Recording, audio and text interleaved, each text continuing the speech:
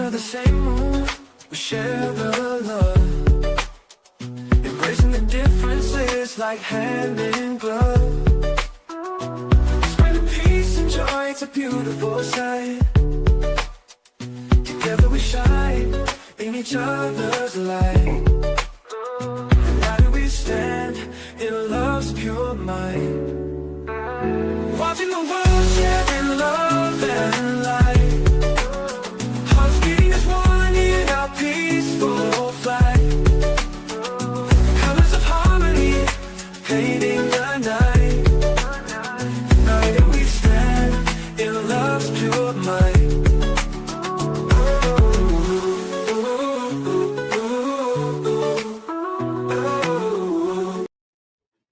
Good evening, everyone. Thank you for tuning in to Watching the World. We have a great show for you tonight. We have a special guest with us. She goes by the name of Mama Flips. She always adds special information to the show.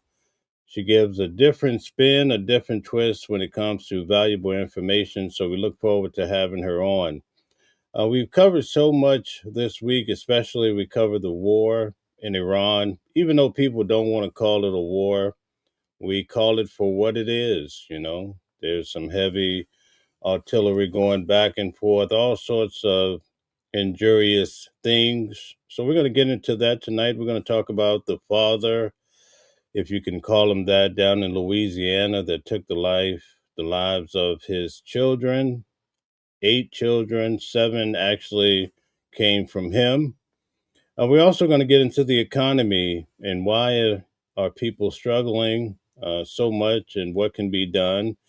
And as you know, I've been covering Sean Diddy Combs, so Mama Flips actually attended that trial with me for 9 weeks. There has been recent proceedings, especially with Sean Combs actually suing NBC along with Peacock from Fort Dix, where he's currently located. So we're going to get into all of that. We're going to bring on now our special guest. She's always on point. We have with us now Mama Flips. Welcome in. How are you? I think you might be muted. It's okay, though. Thank you. I'm Take fine. your time. All Glad to right. be in. How are you? Yes, indeed. One of the things we're going to talk about tonight is the Southern Poverty Law Center. A lot of people are so amazed by what's happening. It's like a sham of what was happening with that. So we're going to get into that too. Um, what do you think in regards to the current affairs in Iran? Do you have any thoughts on that? I mean, I thought that we actually was in a peace treaty. Weren't we at peacetime? There's no more bombing. I thought there was a peace treaty that was conducted. We had ceasefire, right? So I expected us to be a ceasefire. Then I thought that the leader of the free world said that once the ceasefire is over, he's going to continue his action. But I believe there was another country that asked him to extend the peace conference. Was it Jordan? One of his pals, I believe. I think one of the groups that gave him that. You remember that film, that ceremony when there was this big globe where he was touching it and he was surrounded by a bunch of leaders worshiping him last time he ran the free country. I figured one of those boys must have called him and say, "Hey, let's continue to work on the ceasefire." So I thought we were in ceasefire right now. Yeah. The president actually came out today. We're going to cover it tomorrow morning, but he basically said, listen, gas prices are up, but do you want gas prices up or would you rather deal with Iran dropping a nuclear missile in one of our states? Those were pretty much his words. So he's saying you have to choose your poison. I prefer gas prices to be down. Really? Yes, yes, sir. So you're not concerned about Iran and what could have happened? Nope, not concerned at all. Because you know why I wasn't concerned? Because he Tell us. wasn't concerned. See, How so? he wasn't concerned. You see, we have several clips in which he says that I would never go to war with Iran. That a leader that goes to war with Iran is a weak leader. That a leader that goes to war with Iran, they just want to build up their population number. It's because they're in the middle of a criminal case or indictment. Or he dragged former President Barack Obama during his election when he said, "Watch out! He's going to take us to war. So we're there. So until I see evidence that Iran, Ukrainian numbers was high, and that they plan on actually uh, sending a missile our way, then I would appreciate if he gets the gas prices down. Thank you, because my gas bill is high and the You know, pump is high. the president says that we're in this mess because of Barack Obama Really? giving them tons of money, billions of dollars, and they use that money to advance their uranium nuclear program. That's why now they have 60% enriched uranium, and Mm, they have roughly 973 pounds of it. What do you think about that? wow, that's amazing. Now, when he was in office, the last time he was in office, none of this was discussed, right? Because I think it was too close to him criticizing Barack Obama during his election, during his campaign about Iran. So I think that he felt possibly his supporters would have remembered all his words, right? But he thinks that we are stupid, right? That the American people are idiots, right? So he thinks enough time has passed by when he criticized former President Barack Obama about wanting to go to war with Iran. He thinks enough time has passed by that he could use the same talking dog whistle, right? To say that's why he's going into war. You see, he said that he wasn't going to go to war to Iran. He said that only failing leaders, failing presidents will pursue that. He said that he's the president of peace. He said he's going to take care of American people. He's going to mind his business. He said all that. So now, unless he has a definitive proof that the Iranian government have uranium and they build a nuclear weapon, and that nuclear weapon was going to be headed our way, then I would like to have my gas prices back now. Thank you so much. Okay. Let me ask you this.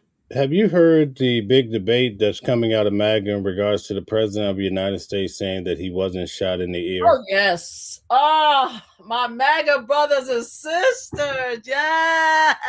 Hi. How you doing? Yeah, we knew that. Yeah, we knew that. We knew it was staged. We knew it was staged. The sad part of it is that one of your supporters, one of your brethrens, was unalived, right? And then you have two additional brethrens who was supporting him was hurt. Now, my whole thing is this. Now, I think that you guys would have voted for him anyway. That's just my thing, because most of you guys don't care anyway. So no, I'm not laughing at the unalivement of the MAGA brother who unalived. Respect and peace to his family, because I'm also a fellow survivor, and fellow survivors are people who has lost family members due to pew violence. So all respect for that. So the laugh is not to the tragedy or to a family, even though we are polar difference in our political views. I don't think anybody should be unalived. With that said, we all knew that it was staged. There's no way, there's no mark, there's no sense bleeding, there's no scarring, there's nothing. Come on. And then for him, as his weak behind, because he is weak, the only time I ever saw that he had strength was when he walked down the stairs when he was suffering from COVID, and it was a thing, and he was suffering from it, and he almost unalive at the hospital, and he walked from the steps of the White House to that helicopter. I know it took a lot of willpower to take those steps to the helicopter. That's the only time I saw this man have even a miniature of physical strength. But with that said, if he was pew, he wouldn't have stand up so quickly. So, what proof do you have that he wasn't shot in the ear? Because he's not talking about it. One content creator was saying, several people are talking about it, not me, but I was watching. The several people was talking about it, was like, wait a minute, he's not talking about it. He's not talking about he almost got unalived. That's strange when it comes to him, because he loves to speak. He loves to bring social media. He loves to bring examples. Also, there's been several photos of his ear. Even Rogan which I think are they friends again or not friends again? Joe Rogan, right? Well, Joe Rogan actually came on to the White House to his show to the press conference, but Or they friends? the president was pushing back on him. No, but they friends again. I'm just trying to figure out because Joe Rogan. I don't know which way he going, but even Joe Rogan was looking at his ears and was like, "Well, I don't I don't see nothing there." Like everybody who came close to the boy was like, "We don't see nothing there," so we know it's a lie. But here's the point, though: we know it's a lie. You guys know it's a lie. The difference is you guys don't care because you guys would have voted for him anyway. You guys still will vote for him today because you think it's okay for all of his shenanigans and his lying and his thieving and his backstabbing and his unintelligent decisions is okay as long as you got a guy there that you believe is meeting your needs. So yeah, I know it's a stage, but I don't think they care. Mm-mm. Now, there was a FBI agent that went before the committee and they asked, "Hey, listen, was Donald Trump shot in the ear?" He couldn't say yes. He said, "Well, maybe he was hit by a piece of shrapnel or something to that effect." So, are you basing your ideas on that, perhaps? I heard about this the conference the actual hearing in regards to the pew pew. The thing is, even I don't even understand what he said. He didn't say scrap. Excuse me. He didn't say a piece hit his ear. That's not what he said. He said I was hot because we got to be careful of the words because we're on social media in the ear that someone attempted to unalive me. There was I mean asinine situation going on, right? So we have to be careful of the word. So we got to go by his word. So no matter what the FBI said, no matter what anybody said, he doesn't agree. He hasn't come out and said that that's what happened. He said I was pewed in the ear. So we got to go by what he's saying. So I know that he's a liar because as a New Yorker, we know he's a liar because he's been lying for many, many years. He lies about everything. He used to call in the radio station under the name of David. What was his nickname that he used to call himself? David James or something like that. And used to say how great Donald Trump is and everything like that. So, to the Inquirer and different newspapers, that's just him, right? That's just Donald. He just used to do that. So we already knew that he was a liar. The proof that he lied is there's no scars. That's the proof. So I don't need the FBI or anybody else to tell me. We saw his ears several times. There's people been speculating about it. He hasn't talked about it. He hasn't said, "Woe is me. I'm still, I'm still strong." He doesn't talk about none of that. So we know it's a lie, and that's it. So yeah. So, you were a sharp shooter, right, in the military, right? Mm-hmm. Yes, I was. So, what do you know based on the fact if he was shot in the ear, would it have affected his cartilage? What do you think about this? Well, I mean, I am not a doctor, but I do know that you would have had a ringing in the ear. You wouldn't have been able to hear, okay? Because even as a military personnel, when you're on the rifle range, right, you have to have earplugs, right? So you know what it would have felt like if you have gotten hit, or even if it got so close to your ear, you would have known. You wouldn't have been. He wouldn't have been able to stand definitely quickly stand up and raise his hand. He would have been disorientated. And, the FBI or the Secret Service or the Secret Service would have had to lift him up. You know what I mean? He wouldn't have been able to just continue to move forward. Several things would have happened. And also, based on what the doctor says, the ear is the most sensitive part of the body. So if you get nicked, just think of yourself nicking your ear when you shaving, like when you shave and everything like that, or when you do something. Oh, prime example, my black sisters, even if my black sisters on the app, especially the MAGA black sisters, because I know some of y'all be coming after me because y'all pissed off. Remember when your mom used to press your hair with hot comb? Remember when our mom used to press our hair with a hot comb, and the hairdresser and a piece of the hot comb touched your ear? How dark and black the ear is, how painful it was to the ear, and how you would have that same mark in your ear for weeks on end, and how it would chip off and peel off, and you would be in pain. That's what I'm talking about. And that's just a nick with a hot comb. Men, if you ever shaved and you nick your ear with a razor, you know what I'm talking about. There's no way. There's no way it happened the way he said it happened. So he's a liar. Some people in the audience are saying that if he posed a real threat, right, from the audience, let's say maybe there was another person, they didn't really know who was doing what. Why would they have allowed him to stand up and say, fight, fight, fight? So what do you think about that? Oh, it was all a game. Come on, it was all a game. I mean, the thing is, he's in office now. I don't even stress myself with his shenanigans. He felt that he was losing. He felt that a lot of people felt that Kamala Harris was really successful with the huge campaigns, with the many people that's showing up. We had millions of people calling in. We had different groups, even though our white brothers and our white sisters fooled us with these calls. I appreciate y'all though, but that the calls to support Kamala Harris is bold. We know that now because y'all voted overwhelmingly for Donald Trump. But he felt that there was a lot of stuff going on, right? And then he felt threatened. He felt like Kamala Harris had a really great chance of taking away from him. So he staged him and his people. They staged it. I mean, we all know what. Well, how do you stage someone being killed? I don't know. To be honest with you, there's so many stories like this, like from JFK to every single unalive, even Abraham Lincoln.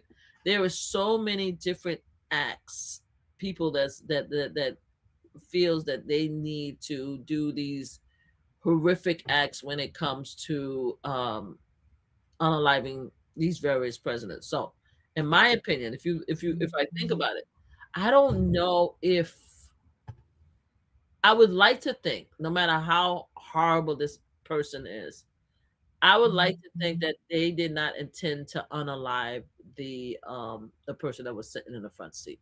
I would like to think that. I would like to think. I don't. I mean, history will have to come and prove me wrong. Like hopefully I live long enough. I would like to think that did not have any intention to unalive this guy. Right. I think that they did stage the incident in order to get him sympathy, but I don't think they intended to unalive him. Or I would give it this because I don't know. There's nothing about the guy in the history of the shooter that indicate they even have any intentions. Like he wasn't political. He was a loner, but he wasn't. Well, he was a Republican, I believe, right? He was a Republican, but they said that he made one payment, but he wasn't. He didn't have a journal or that terminology where they have the journals where they put all of their crazy ideas and stuff like that in there, festo or something like that. He didn't have any of those, Did right? manifesto. Manifesto. So let me ask you this. Let's break this down. Before you finish, but if you finish, I just wanted to tell you. Go If ahead. let's just say that everything happened the way it did. Let's just say that this kid or this young or whoever this person was planning to unalive Trump, right? Let's just say it happened, right? And it all happened the way it did.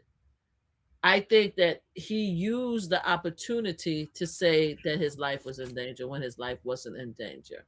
Because it's possible that this guy did not want to unalive Trump. He wanted to unalive one of his supporters to make a point. Do you understand what I'm saying?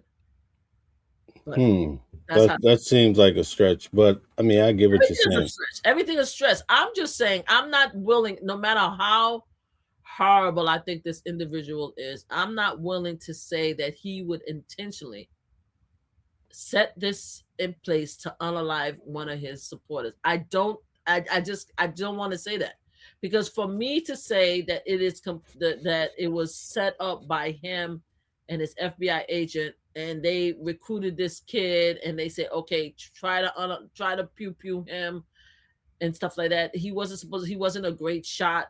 I'm sorry for using that word. He wasn't a great pew pew, right? So maybe he wasn't intended to hit him and it was intended to hit the floor, but because he was a great pew pew, it hit the person.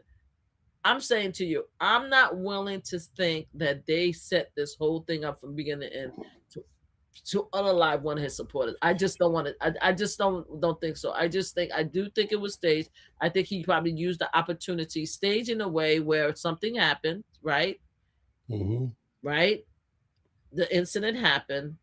He did not get hit, but yet he used the opportunity to say that this person tried to unalive him and hit him and said that he was being his ears were impacted.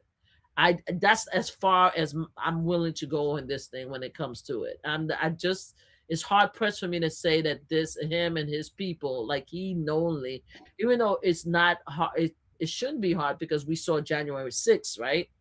So I guess I'm just giving him a more grace than I should. The fact So, is that if it was staged, it was like January 6th. Okay, okay, so let's unpack it because I think people that are saying it, it's kind of it gets stuck at some point. Let it me tell you. does because you don't want to. You So don't want to. so let me put it this way, right? The Yeah. president of the United States has had a lot of people turn their back on him. So a lot of his supporters have, like even Some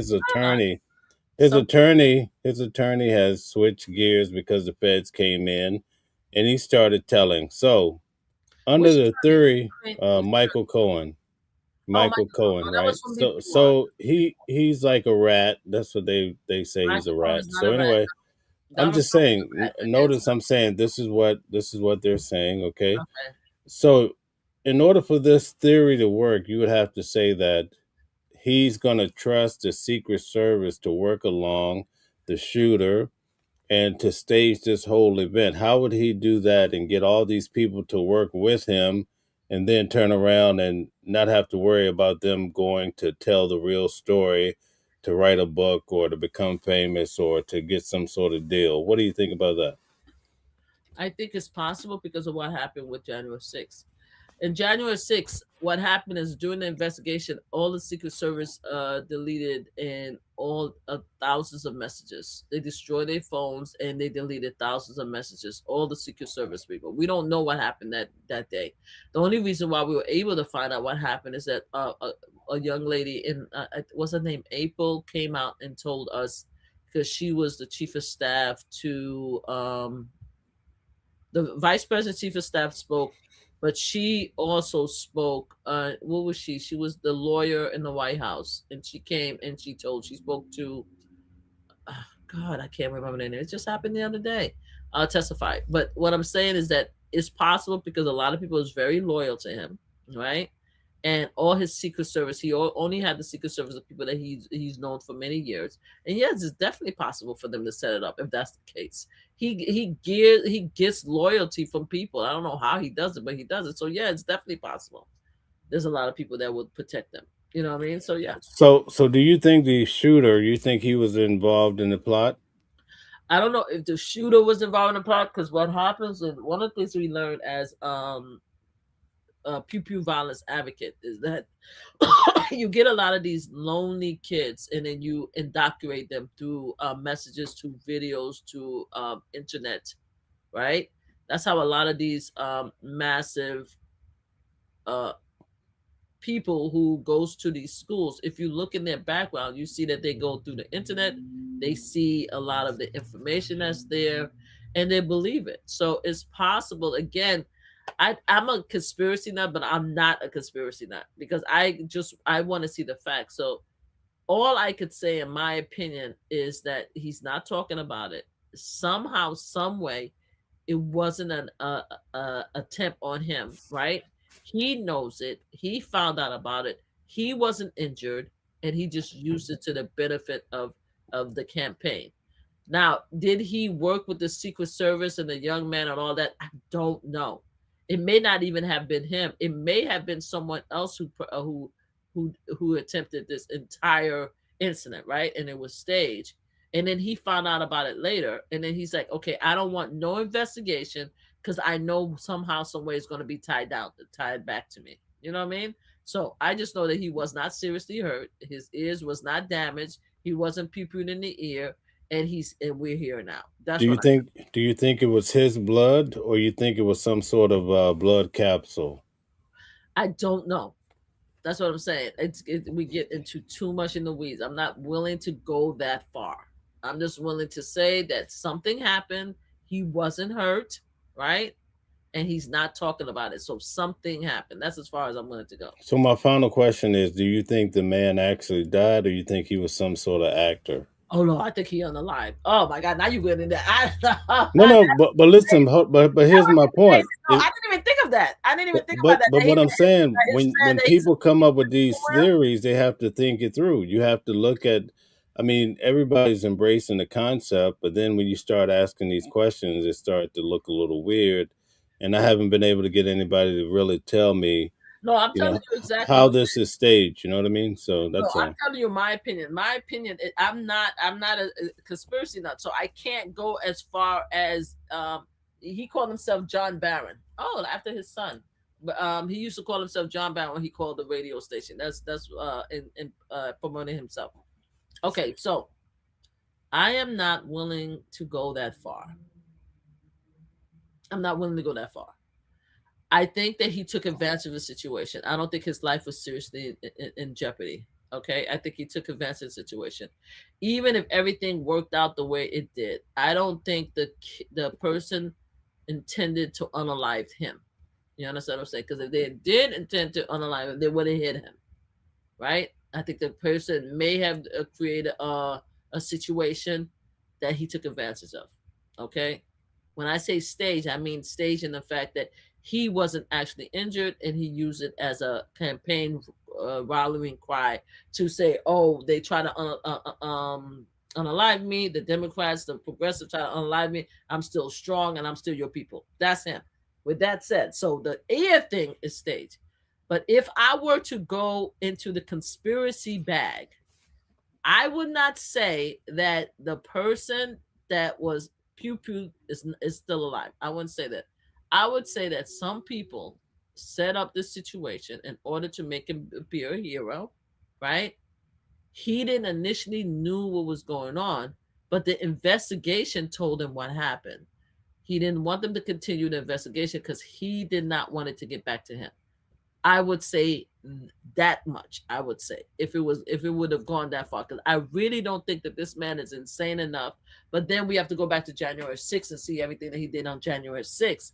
I think that he may have had a few thoughts about it, but I just don't see him intentionally. Hey, what is Again, going on here? oh, you can't hear me? You can't hear me? Am I blocked? Keep going. I can hear you now. Go ahead. Okay, I'm sorry. I just don't see it. I mean, I know he's a horrible human being, but I just don't see him setting up this situation where he would have one of his people unalive. Unfortunately, I can't see it. So I could see that he took advantage of the situation. I could see that somebody may have done it, right? And then he found out later that someone may have set it up.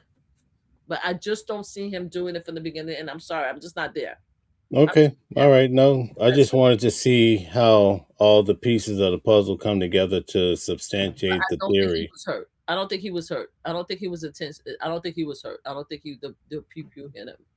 That's the part where I said So, according to the FBI agent that went before the committee that said maybe a shard hit him in the ear, does that take away from the fact that he was shot in the ear?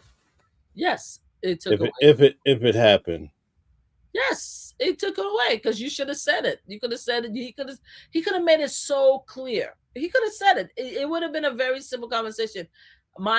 Someone attempted my life and my ear got injured. a photographer took a That's it. picture of the bullet while it was in the air, right?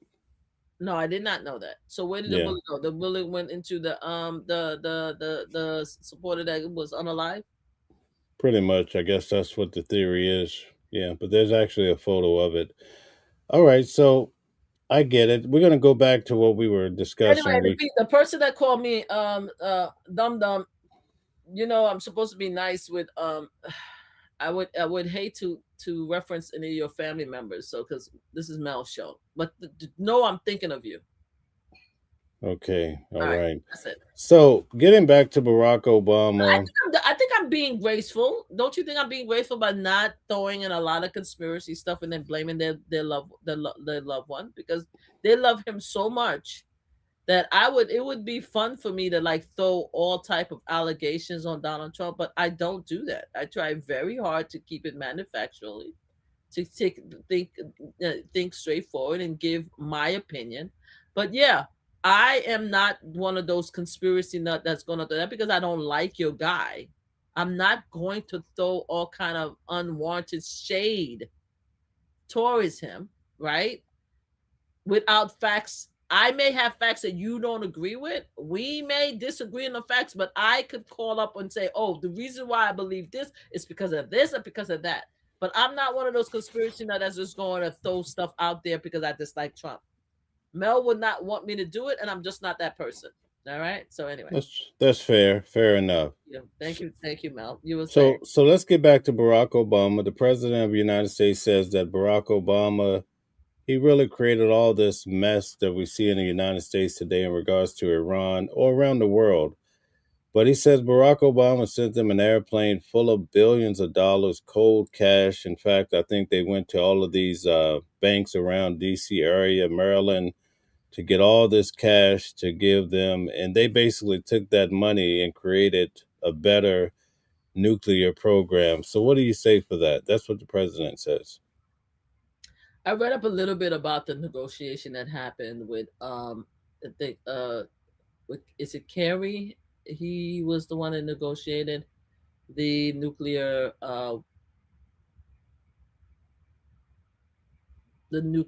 plan with Iran. John Kerry. Okay, go ahead. Kerry under former President Obama. According to my understanding, what he did is they had a lot of sanction, right, against Iran, where they had access. They actually had. I'm sorry. I'm sorry. Guys, can we hit the like button, share, subscribe, and can you please tell them your channel? Thanks.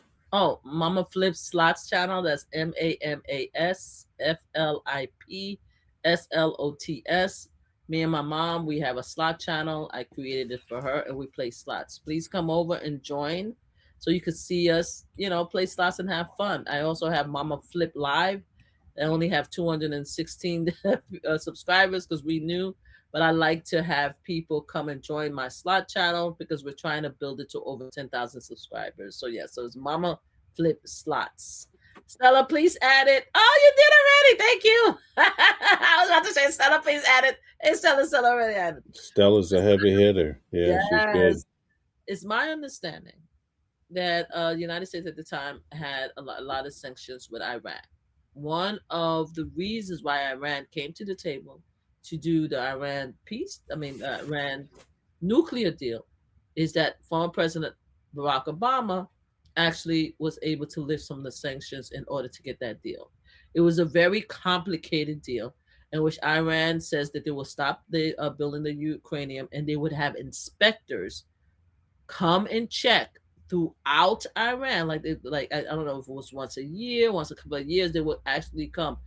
Before Trump started talking about this whole justification for this war, there was no evidence all this time. That's during former President Barack Obama, Donald Trump first 4 years, Biden years, Donald Trump now, that Ukraine had a nuclear weapon.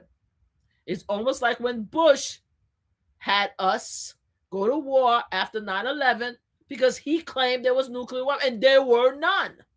There's no evidence as of today there's an actual nuclear weapon. So until he could provide us with nuclear weapon, evidence of nuclear weapon, I don't know why we're having this conversation right now. He went into war as a result of the other country that asked for his support. You understand what I'm saying? And that's why we are in this war now.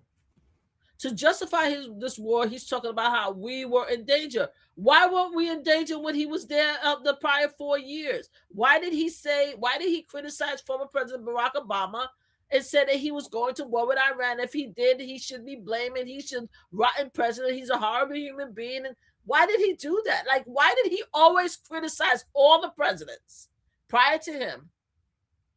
We wanted to go with Iran to war with Iran. Why did he say he would never do it? Like, come on, people. Like, stop playing with me. You guys know has his words. I mean, there's clips. I'm not telling you guys anything that he hasn't said. If there were legitimate nuclear weapon, he would show it. The man is a braggart. He's a braggart. But he's also a man of God, though. Now he's following Jesus. Why is Mel.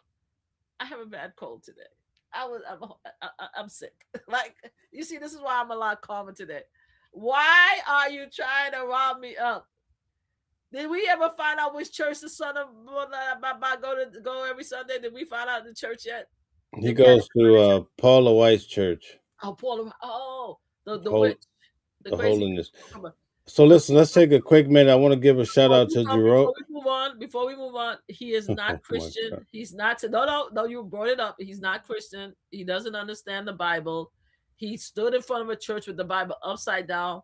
The man is the devil in sheep clothes, and I need to let it go. Let the narrative go because he's not going up. He's going down. Go ahead, Mel. No, we're not moving on. I just want to say Jerome just gifted 10 memberships. Shout Oh, out to you, thank you, Jerome. Jerome. And you Yeah, actually did that before. So that's 20 memberships you gifted, man. Jerome is thank you. amazing. Thank you Thank so much. Shout out to Jerome. 4714. How are you? Thank you so much for that. Thank you. Thanks for supporting the channel. It means a lot. You know, we have a lot coming up. He's not. So much to do. So thank you, He's not a thank man of you. God. He's not. He's not a man of God. He's not. He's not. Let it go. Well, wait a minute now. We can't. Can you really question a man's relationship with his God? Can you really do Yes, but that? all his actions, yes, you can. Yes, you can. You can't Explain. question it. The man Explain. is evil. The man is evil upon he evil. He's done a lot of evil stuff. I mean, first of all, how many wives did this fool have? How many wives did he have? How many times did he cheated? The man, the godly man who actually, and I love Storm, who actually had an illicit affair with a corn star after Melania was pregnant with his latest child. Like, the man is a snake. His best friends was Jeffrey Epstein. Like, come on, let's stop playing with. Let's stop playing. If you guys want to say, oh, he changed now, who am I to not respect the fact that this guy decided he was going to change his life, and he went to God, he went to a priest and a pastor, and he asked for forgiveness to his Father and Lord and his Savior, and he asked for forgiveness, and he is now a new man. I still will say bullshit. I would still say bullshit. I said, because he's not acting like he's a Christian person. He's an idiot. Sorry. Oh my God. No, I didn't say that. I apologize, MAGA brothers and sisters. I should not have said that. I'm wrong. Please accept my apology. I should not use the I word on the internet. I will only say that he is not Christian. He doesn't act Christian. He doesn't care about Christianity. Prime example is the fact that he's warring with the Pope. Christians won't do that. Catholic won't do that. You see, the Pope is the highest leader of the Catholic Church.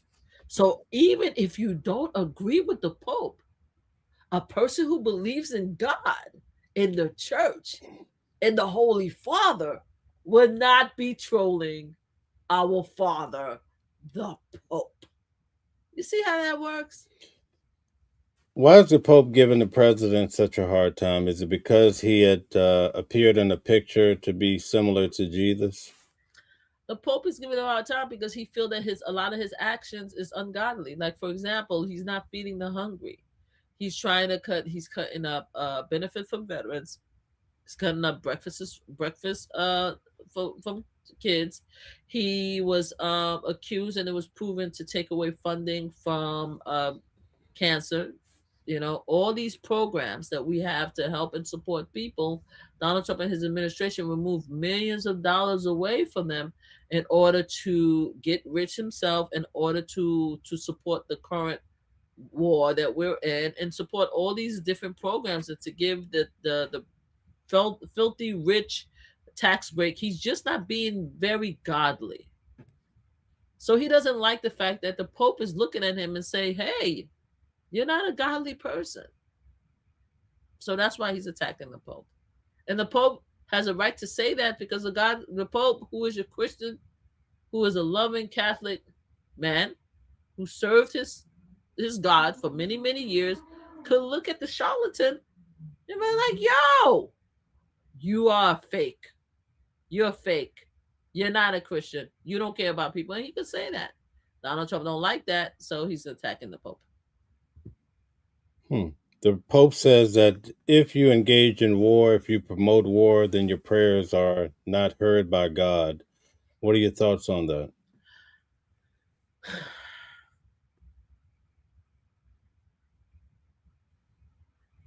I don't believe in wars. I don't like wars. Let me say, I personally think we should only go to war if we are directly attacked, or if like, because we talked about this before, if it was proven that large amount of human being was being unalived, and we have to go and support them and help them, and we have the power to do so, then I can understand the needs to defend. So when it comes to me and war, it's about defending yourself, defending your people, defending others.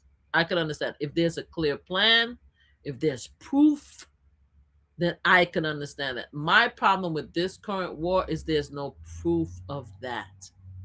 There's none. It's a power play. We have no proof. We have no evidence of anything.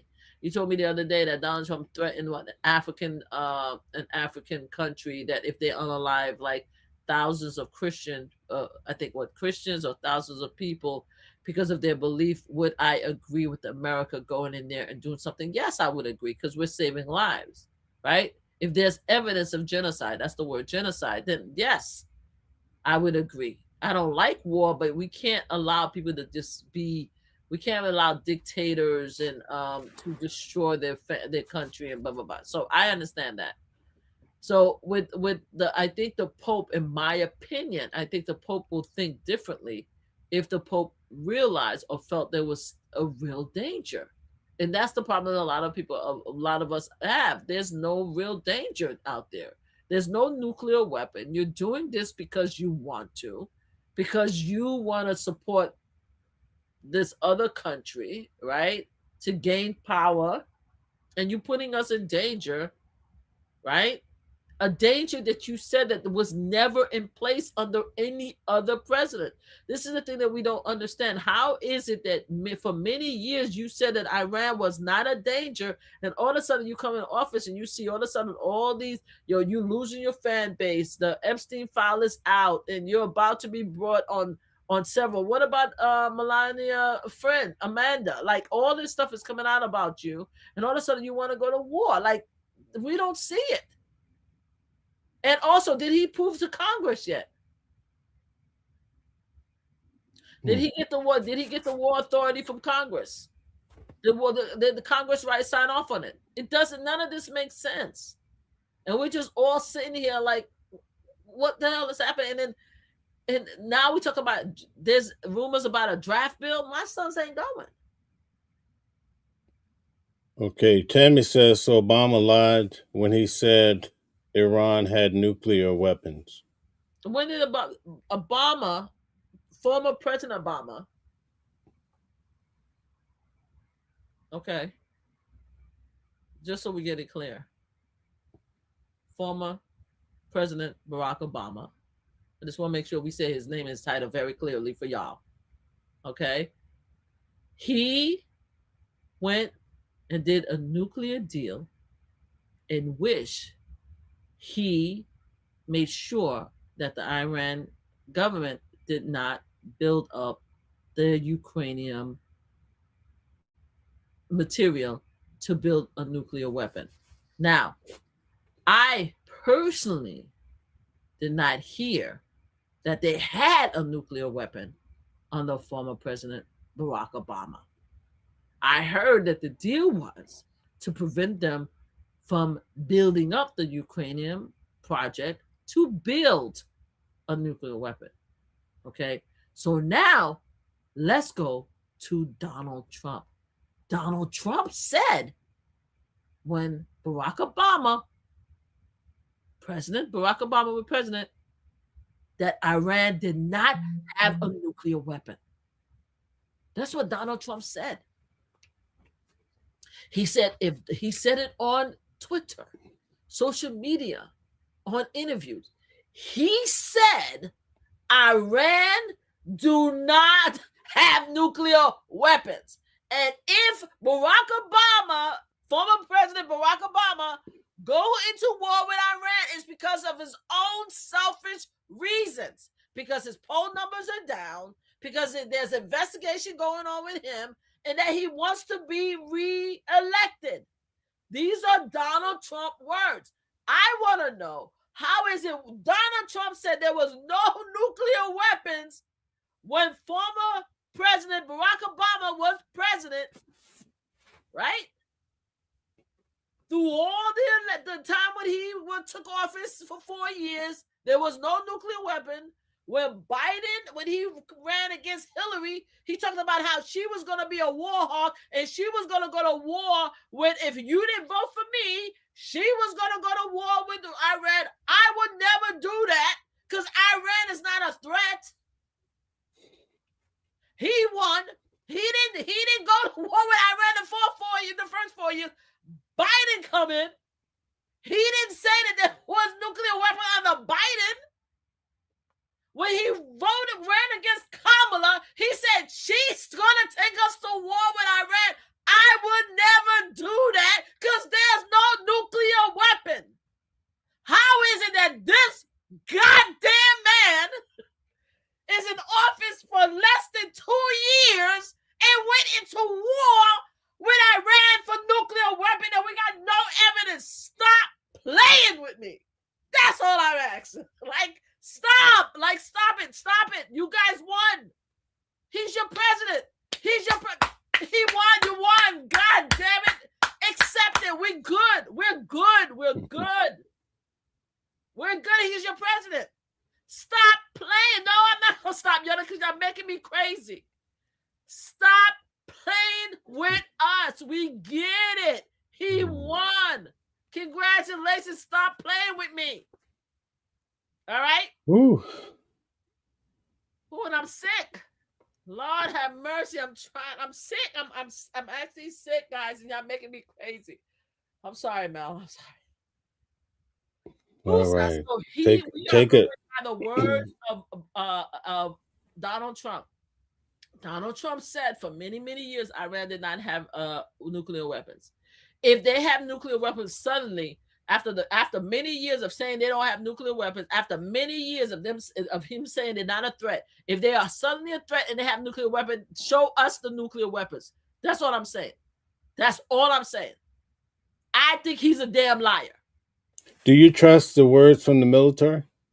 No, not the military that he's in now. No, I do not trust the word of the military, and I'm a former Marine. I don't trust anything that he has to say because every single general that knew about nuclear weapons, that knew about our current states of affairs, he has gotten rid of. So I don't trust anybody. I don't trust anybody under Hassett.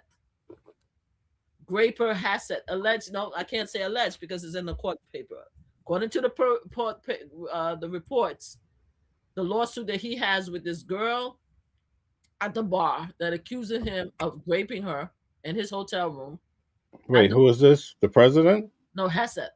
Oh, okay. Hassett. Yeah, okay. Yes. Okay. So I don't trust him. I don't trust him. I don't trust the people that he has under him. I don't trust them. And even if that's the case, then where is it's very simple. You know something? It's so very simple. We have technology. Let me tell you about the technology. We have technology where we could actually show exactly where a missile hit a school of over 150 young children, young females, as a result of what we have that. We could see the school, we could see the missile, we could get the report. We have it. That do you think that Donald Trump wanted that report to come out? That the American military unalive 150 children as a result of their action? You think Donald Trump wanted that report to come out? So let me tell you, if that report could come out, why wouldn't Donald Trump come and say, hey, American citizens, hey, here it is, right there. Here it is, right there, right there. It's at this location. Here it is, right there. You see? Here's the coordination. It was heading to us. You see how we stopped it? Woo, boo! We stopped it. You think Donald Trump would have done that? Come on now, stop playing with me. I don't want to hear the nonsense. Give me proof. Give me proof. That's what I'm saying. Give me proof. Give me people. I with my family ain't going down there though. I'm just telling you. If we get drafted, my kids So, ain't going. so let me ask you a question. Why do you think we went into Iran? Why? According to our understanding, which I don't understand why our Muslim brothers and sisters didn't understand the play. Donald Trump has a relationship with Israel, and as a result of that relationship, right, and the fact that Israel wants to make sure that Hamas is not rebuilt, and anybody that support Hamas, that's the alleged alleged terrorist group that attacked their people, Peace Week event that still I don't know if they still have hostages and stuff like that. That whole incident that happened in October, right? Netanyahu, right? He has a relationship with Netanyahu. They devised this plan that they wanted to eliminate anybody that's a threat to Israel. Donald Trump agreed to it because Donald Trump, in his mind, thinks that he's going to have access to all these oils, right? And he's going to make himself richer than he is now. So he decided to go along with Israel. Also, according to reports, but I haven't seen anything. Well, there is a diagram that Jared created. They're supposed to change Gaza into a new resort for Trump, right? So who knows? We just know that prior to him having that meeting with Netanyahu, according to reports, because I'm not in intelligence, he wasn't pushing for any war with Iran because he spent all this time talking about Iran wasn't a threat. Now, don't get me wrong, there were conversations under Kamala Harris did say that he was going to war. Kamala Harris did say that in her campaign that Donald Trump is going to take us to war. Hillary Clinton also said that Donald Trump was going to take us to war. So they know something that I don't know. Like, they, because each of them was very clear that, yeah, if Donald Trump coming, he's going to war. And it exactly happened, right? But I don't know. I have no idea, like, what switched the level besides the report that he and Netanyahu decided this is what they were going to do. Because at this moment, I don't see any benefit to the American people. I don't There's see the benefit. What's the benefit? there's a theory that when Netanyahu went down to Mar-a-Lago, I think on a Saturday night, people are saying that basically he held some information that he had over the president from Epstein, and they're saying, "Oh, this is why the president went into Iran to appease Israel." Do you buy into all of this propaganda, or do you think it's I don't know. true?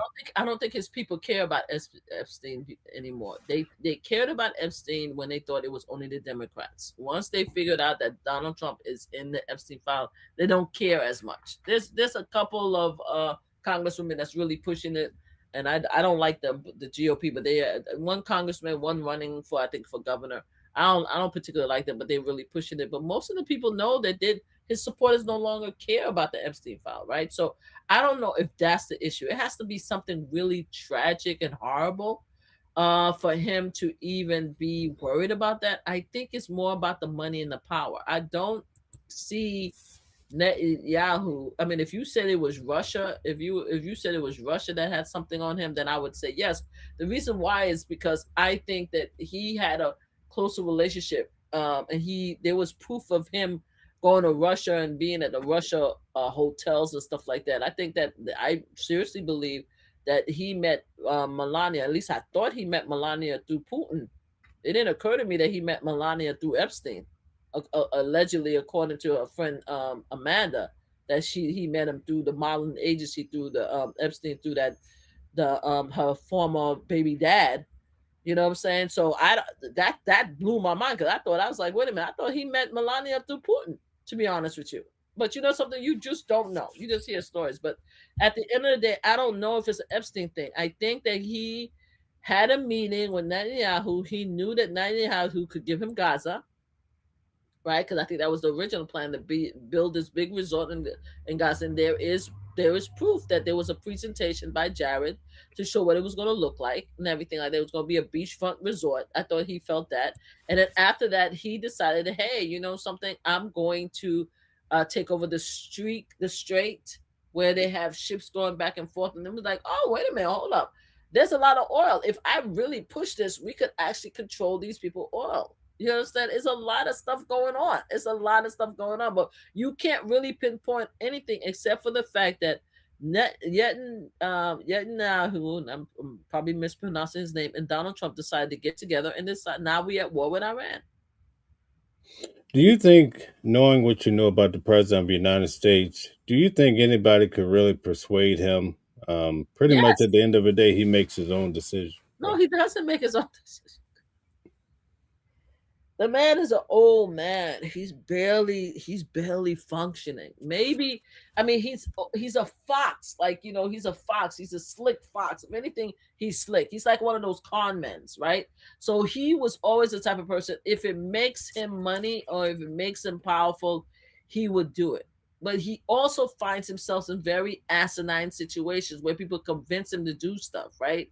He also been fooled many different ways. So at this particular situation, I think that if he really, really thought about it and he saw it, because a lot of his promises is being debunked. He made so many promises to his people, right? And he sees his population, his numbers going down. I don't think that the Donald Trump of The Apprentice or the Donald Trump of yesteryear that used to call in to the radio station, the Donald Trump that used to have, well, even though the casinos was a failure and he has 7 bankruptcy, but I don't think the Donald Trump of yesteryear would allow himself to be put in this position, because one thing that Donald Trump likes is he likes his favorability. He wants people to love him. He wants people to like him and care about him, and he's very upset that a lot of the people that supported him is leaving him. It goes against his ego. He's very ego driven. So I don't really think that he made this decision on his own. I think he was convinced to do it. You understand what I'm saying? And if somebody will go to him tomorrow and say, hey, guess what? Your numbers will go up. You could still have money. You could still have power if you just stop the war with Iran. I think he will stop it. You think so? Yeah, if somebody convince him. Yeah, if somebody convince him and prove to him that he'll be better off without this war. Yeah, most definitely, he would do it. You know what I mean? So yeah, he's a hypocrite. So, Like, so, so like let's switch up just a little bit. What do you think about the midterm elections? Do you think the Republicans will hold steady, I don't know. or do you think the Democrats are going to win bigly? I don't know. I mean, I had a lot of hope for the Democrat winning bigly, but there's way too much drama going on with the Democrats. Boy, look at what happened to my guy in California, man. Well. I think I think there's a lot of campaigns that's out there right now, a lot of like expose campaign, a lot of honey traps, and a lot of different things that's happening in order to bring down a lot of these political leaders on both parties, But I think that in regards to like these honey traps, I think the MAGA will stand by their actual predator candidate and take them all the way to the end and vote them president, whereas the Democrats is trying to get rid of all of our predators. So I don't know now. I don't know. There's a lot of predators out there, so I think that's an issue to try to get all the predators out of the election. And once we see how many people, really good people, that's standing, then I could decide who's going to maybe have a better chance of winning. Because I seriously don't think that MAGA is willing to let go Donald Trump or the Republican Party.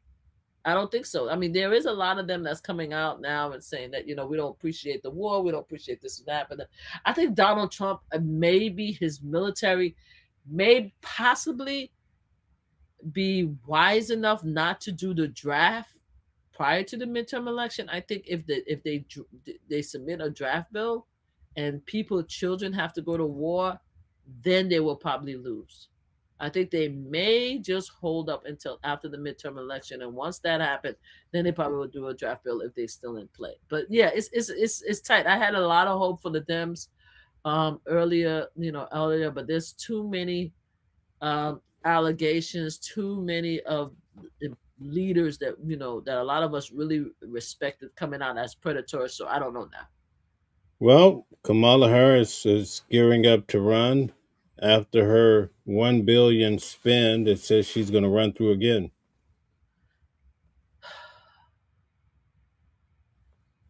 You heard that Kamala Harris is running again? Oh yeah, absolutely. Her and The Rock, Dwayne Johnson. It's, They might, it, they might like they might like The Rock. I mean, I'm still a little curious because if I don't know, I don't know. I'm still trying to. The Rock said he's not a MAGA supporter, so I'm still trying to figure it out. No disrespect, Rock. I heard, but I don't know. We don't know. But if Kamala runs, I will definitely support Kamala Harris again, just like I did the last time. I would. what is it about her that makes her better than Donald Trump? Homer. Anybody's better than Donald Trump. How so? Anybody. Donald Trump is evil pontification. Like he's an example of evil. I know I'm pronouncing that second word wrong. He's just a bad person. He's really he's just a bad, bad guy. Like he's a liar. He lies, he backstabs, he takes away. It's about him, and making money and taking care of it. He's just not a good person for America. He's not. He's a laughing stock. He just a joke. Like America, when it's gonna take many years for us to wash off the disrespect of Donald Trump, to be honest with you. So yes, she's a better human being, right? She's much better respected. She has better education, right? She is better loved because even MAGA, I don't think when I say MAGA loved them, it's not that MAGA loved Donald Trump so much, even though they do love him. I think they just hate other people more.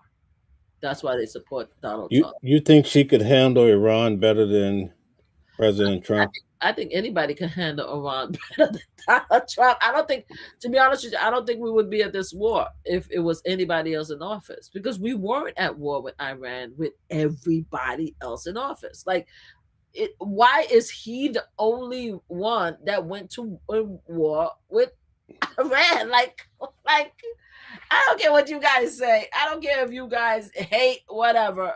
I don't give a damn. You guys don't want to understand the concept of what people are saying. Regular folk. 'Cause I'm a regular person in New York. Nobody went to war with Iran instead of Donald Trump. Maybe that's a good thing. What do you think? Oh, it's a horrible thing. It's a horrible thing. He hasn't done anything but makes our lives more difficult. Our bills are higher. We are now in more danger than we ever been before. And if his intention was to rewrite the nuclear peace deal, where is that? Where is that? You send your oh God, I was about to be disrespectful again. You can't even get a nuclear deal. You can't even get a peace treaty. You can't do nothing. Like it's can we at least get to the point where everything is resolved? Can we get to that point? Right?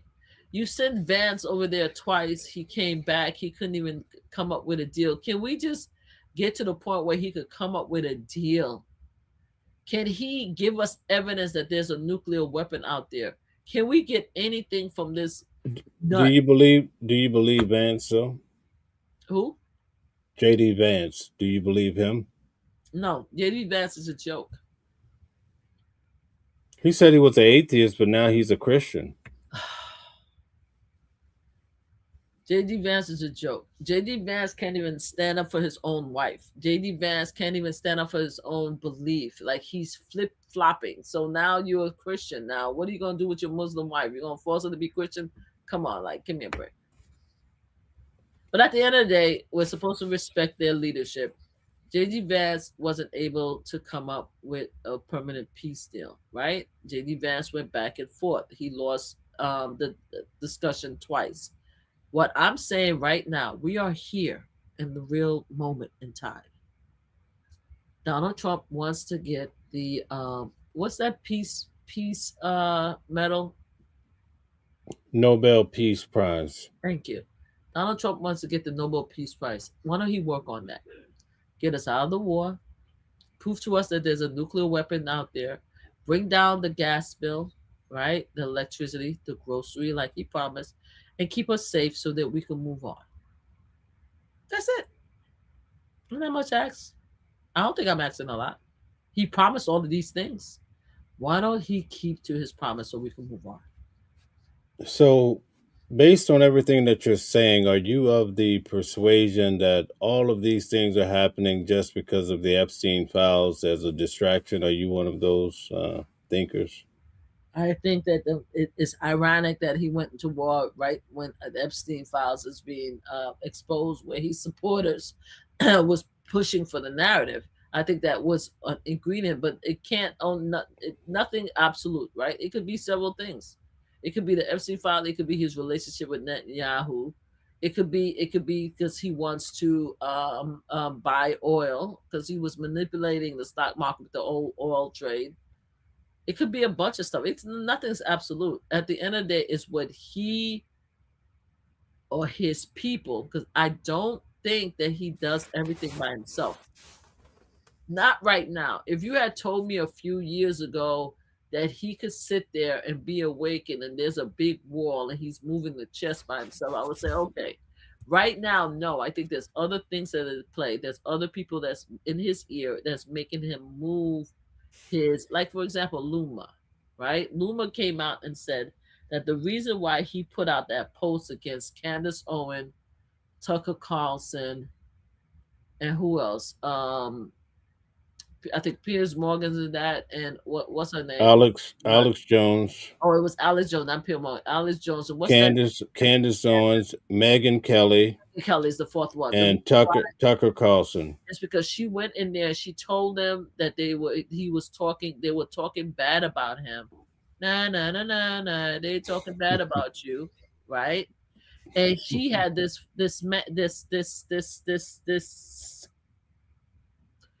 put out a post against all those people because she went in there and told them that they talked bad about him. All right. That's what I'm talking about. That's the Donald Trump that we have right now. Somebody could go into the White House, right? The most powerful position in the world, and have this guy act like a child and post derogatory comment about these four people that used to support him. It's crazy to me. So there's examples every day that this man is not functioning on his own. This man is not thinking for himself. There's examples every single day. So the moment that somebody go in there and convince him that it would be better for him, not for the American people, for him to stop the war with Iran, he'll stop it. So, who's thinking for him? I would love to know that. Tell me. Stephen Miller is thinking for him right now. Laura Luma is thinking for him right now. He has several. There's a rumor, and I want to make it clear. There's a rumor thinking for him right now. that she's with him. Is that? Did you see Ooh, that? I heard that article, but Israel. I think Israel Netanyahu is thinking for him right now too. Thank you for someone said. It's so creepy. She is so. Oh God. It's just, something. I didn't read the article. I just saw it. I just saw the article, but I'm like, yo, he had to. Oh my God, he has to really be desperate. Cause let me tell you something. One thing about Donald the perv, he used to go. Wait, what? Did you say? Oh my goodness! Sorry, he used to go after beautiful women. He used to go after beautiful women. Every woman, when they were younger, he used to go after them, and he used to do some salacious situation. He's a predator. It's in the court's documents. We know. The president? Yes, Donald Trump is a salacious predator, actual predator. We know this, and that he's part of it. He talked about it, about how he's grabbing them by the PUSSY. We here. We after the fact. They voted for him. They don't care. One thing you can say about Donald Trump, he loved beautiful women. Okay, Donald Trump, even the people that he hates right now, he be calling them unattractive. He called Candace Owen beautiful at one time. He loved beautiful women, so he has to be the most desperate at this time for Luma. Yeah, that's the only thing that would stop me to think that there's something going on with her, just to see her face. I'm like, we're talking about her.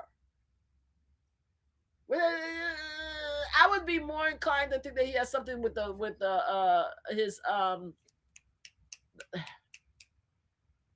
the one that conduct the Caroline Levitt. I think Caroline Levitt would be more his kind. But Luma, What's wrong with Luma? I don't know. I don't see it. I just don't see it. I just don't see it. He has to be really desperate. He has. I mean, he's on record saying that she's a very beautiful woman. Yep. That's it. He's desperate. Yep. That's why he can't get it. He can't get it like he used to. I get it. She's the best he could get right now. That's what I get it.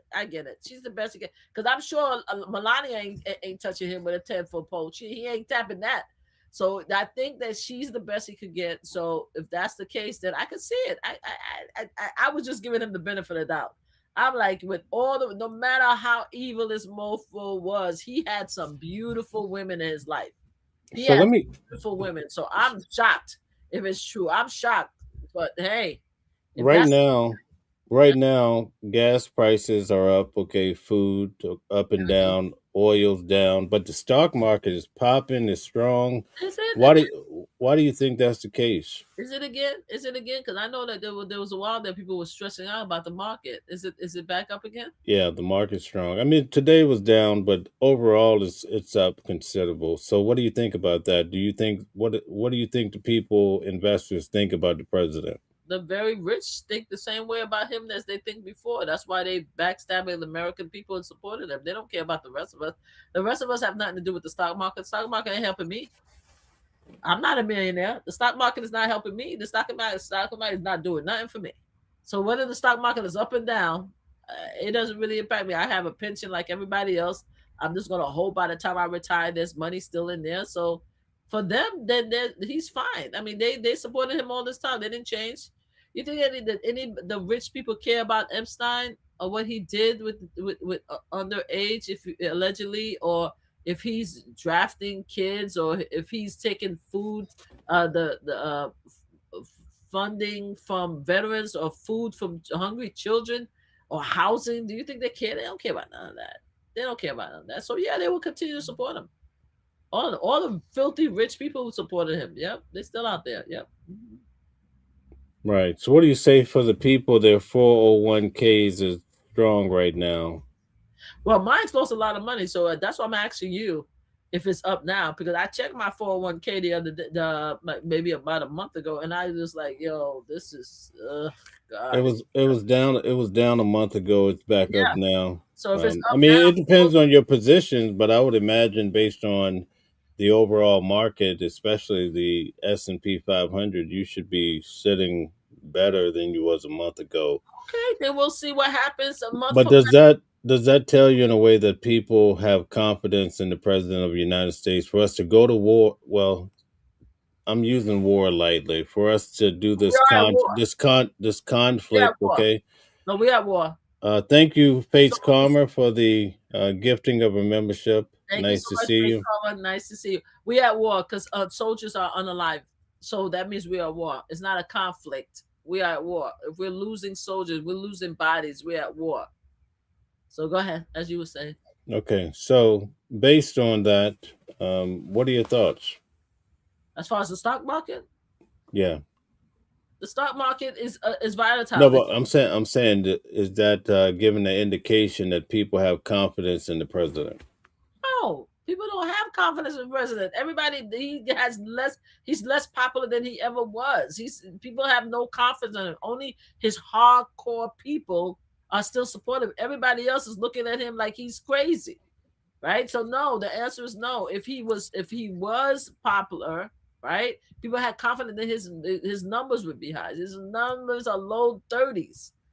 So no. As far as the stock markets don't impact most of us. If it did impact most of us, then the grocery prices wouldn't be so high, right? And the light bills, the utilities wouldn't be so high. The stock market does nothing for regular people. It doesn't. So most of us don't care about the stock market. We look at it, we're like, oh, okay. We care about the job numbers. They said the job numbers was high, and a lot of us is looking at it like, okay, like this, like it's we're living our regular everyday lives. Like recently, for the last 2 weeks, I had to count. I think I told you the story that I had me and my coworker. We're talking about how much money we could spend during lunch. The last few days, I have been not. I either would buy breakfast or lunch, and I would eat at home. I don't eat at home. I haven't done a DoorDash in over 3 weeks, and I used to do DoorDash all the time. Nothing is affordable. I'm talking about as a regular black female living in Brooklyn, living my best life, mother, grandmother.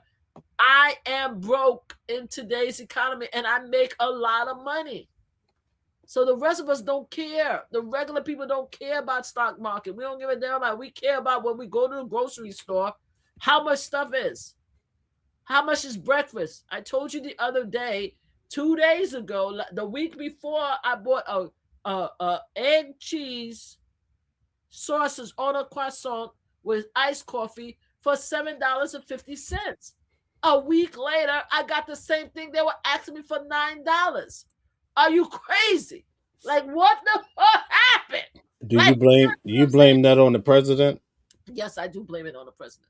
I blame it on the president because the fact that if stuff wasn't so expensive, then it wouldn't trickle down to the rest of us everyday people. So I blame it on him. I blame it on him. I blame it on the administration. This wasn't supposed to happen under him.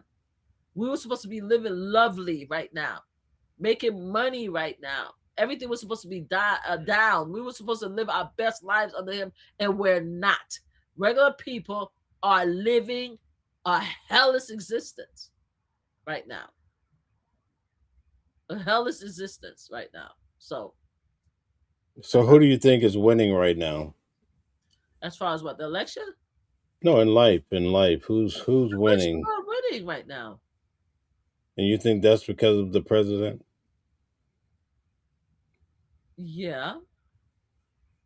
Okay. And his administration, yeah. How do Yes. you feel about Joe Biden? Do you You know why I blame because when we had our president, they blamed us for everything. Everything. We got blamed for everything. If the light shut off, it's Biden's fault. If there was an accident, it's Biden's fault. If there were protesters, it's Biden's fault. If the British ambassador was found in a salacious situation, it's Biden's fault. The light, the gas, the water, the weather, the climate change, his daughter diary, his son's situation, everything was Biden, right? Everything was Biden's fault. So I find it ironic. The reverse is happening now. I'm talking about former President Biden, Joe Biden. I find it reversed now that the same technique is being used on Donald Trump, and everyone, his supporters, are clutching their pearls and saying, why are we blaming Donald Trump when they spent years blaming former President Joe Biden? And before that, then they still doing it. Donald Trump is still doing it, blaming former President Barack Obama. Like, you don't like it. In my opinion, what's good for the goose is good for the gander. So if everything was a problem under former President Barack Obama, and everything was a problem under former President Joe Biden, then everything is a problem under Donald Trump. And that's just the way it is. He is running the country now. GOP has Congress. They have the Senate and they have the House. They have the Supreme Court. It's a trifecta. They are running the United States of America. So everything that goes on wrong now is the MAGA problem, is the GOP problem, and is Donald Trump problem. You see how that is? You see how that works? We didn't write the rules. Y'all wrote the rules. We're just agreeing with it right now. Okay, very good. Thank you very much. We're going to move on and give the president a break, but thank you for breaking it all down. Bob, you know what I'm thinking, right? I just want to make sure, Bob, New Jersey, 2025. You know, I just want you to know that you know what I'm thinking. I don't want to say it in front of Mel, but you know what I'm thinking, right, Bob? I'm just saying. Okay. Bob, just know that what I'm thinking. It's on you and your peoples. Okay. Right, go ahead. You were saying. Go ahead. What do you think about Kash Patel right now? He's taking a lot of heat. He's taking a lot of heat because they're saying he was using the resources from the government, taxpayers' dollars, to have special agents protect his girlfriend and fly her around the country. What do you think about that? Oh my God, he's a joke. I feel bad for him. I feel bad for him. I don't like him. I feel bad for him because he's trying to be one of the white boys and he's not. He's not. Kash Patel is going to be after when this man unalive and transition out of this world because he's not a vampire, because he's going to leave. You know, eventually. When you say this man, who are you talking about? Donald Trump. When Donald Trump the president. Donald Trump transitioned out of this world because he's not a vampire. There's a lot of people that's going to get a lot of heat and flat, and Kash Patel is going to get it, and the MAGA supporters is going to turn on him like dirt, like, you know what I'm saying? Because he really thinks that he's one of the white boys right now. They're going to turn on him like he's shit on a barrel. I feel bad. I feel bad for him. I feel bad for him. Obviously, he doesn't know how to act because I think his girlfriend is rather attractive. So he doesn't know how to act when a pretty girl pay attention to him because he wants to give her the world. Like, what are we doing? Oh, he gonna be dragged. Every dime, money, everything that he pays for this girl is gonna be brought back, and he's gonna be charged with all kind of felony charges. He better hope prior to the Trump unaliving that he get a pardon. And even so, if they find it with state taxes, oh my God, he's going down. He's going down. But hey, he wants to be one of the white boys, so he got himself a little girlfriend, and he wants to act like he's the big man in town. So that's what he's doing. Yeah. And now he's going after the Southern Poverty. What's the organization again? Because we were talking about it, the Southern Poverty Law Center. Mm-hmm. Is he nuts? Talking about they were indicted for what? Supporting what? I'm still trying to read this into the story because you just mentioned it to me. What is he trying to accuse them of? Of doing what? Well, some of the headlines say they were giving money to the KKK, and you get all these headlines. It's a little bit more complex than that, but they have a major indictment. We went over it on the channel too. So, but I'll give you some time to research it. We could get into that. And you think that indictment is true? Well, yeah. I mean, it's a real indictment. Now, whether or not some of these things stick, that's a different story, but it's definitely. So between 2014 and 2020, the SVF secretly funded more than $3 million in donation funds to individuals who were associated with various violent extreme groups, the Triple Ks, United Clans, Unite the Right, National Line, okay, wait a minute. So is the Southern are they a black organization or are they a white organization? They're non-for-profit. They were supposed to be caring for minority matters. I guess you could put it that way. Okay, but are the leadership white or black? That's what I'm asking. Do we know?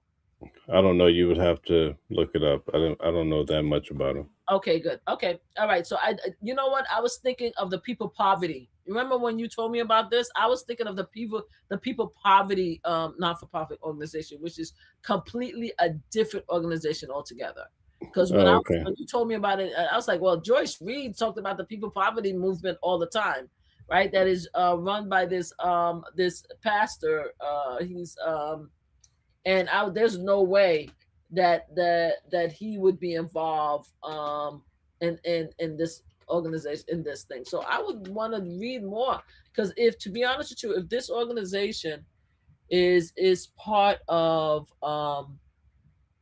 is mostly run by white teen men, I might have to look a little bit into it. But what my thing would be is that, why would the FBI care about a not-for-profit giving funding to the KKK, white supremacists, when we know that most MAGA are white supremacists anyway? So I think Really? there's, yeah, totally. You I think totally, so? I totally believe that most MAGA, they either a lot white supremacists or a little white supremacists. MAGA supporters who support Donald Trump really believe that they're better than other people, other races, in my opinion. Hmm. So, you could be a leader, little racist or a lot of racists. So I'm surprised to find out that they're actually going after people who support white supremacists. The KK, the Triple K might be a little far for them, because it might look, but yeah, a lot of these people are white supremacists. All of them, like even Stephen Miller, who is a Jewish man, swear that he's white. He swear he's a white man. Like, you can't tell Stephen Miller nothing about him not being a white man. And we already talked about Cash Patel. Everyone is leaning, his administration leaning towards their white side. You understand what I'm saying? They want to. Now you actually like Stephen Miller though, right? No, I don't like Stephen Miller. I think he's a nut. He's always been a nut. I mean, I feel bad for people who want to turn against their own people and their own nationality and do damage to them. That he's pathetic. I think Stephen Miller is a joke, in my opinion. You know what I mean? He's always been, but he's making $1 million as being an anti-Jew, right? So hey, that's his life. But I want to know more about this story, because yeah, why are they going after this group? I mean, we all know that most of the January 6th were white supremacists. Now, come on, now we know that for a fact, because I know that for a fact, because I saw a lot of the texts behind the scene. They had in Truth Social, they were sharing a lot of the texts that they did right before. So a lot of the even the Cuban January 6ers were sworn that they were white. So that, come on now. So I really need to know what's going on with this story, to be honest with you, because I really want to know why they're after them. Something else is going on with them. They don't care the fact that they spend money on these people when they know America Front. Come on. Aryan Nation? What? Oh, did you? Oh, come on. Didn't that, when he was, come on, stop playing with me. When he was at Madison Square Garden, when Donald Trump was giving this speech in Madison Square Garden, right before the election and stuff like that, which I thought would have threw him off. When our Puerto Rican people I was talking to a Puerto Rican MAGA supporter outside. I have a whole interview, and we were talking about the fact that he gave the salute, and he didn't think it was a big deal. You telling me that now you're going after the American Otzi party? Now you don't see anything wrong with that. All of these people supported Donald Trump. Something else is going on. Something else is going on. Something else is going on. They must be upset with him. They have to be upset with him about the something else. They got something else going on. It got to be. There's no way. These are half his supporters. National Alliance, the National Socialist Movement. Come on. What? A motorcycle club? Oh, come on. Now, you know they used to have Donald Trump motorcycles. All of those guys, they used to ride during the campaign. They used to do the whole Donald Trump motorcycle events. Oh wow! They did during his events. They actually did the hand movements. You know that the Nazi hand movement to salute Donald Trump. We saw this, and he thought it was funny. Talking about Elon Musk? You talking about Elon Musk too?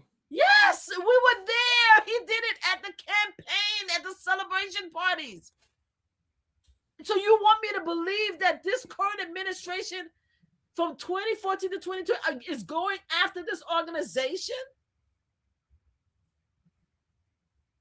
No, I need to find out who's the owner. We need to do an investigation.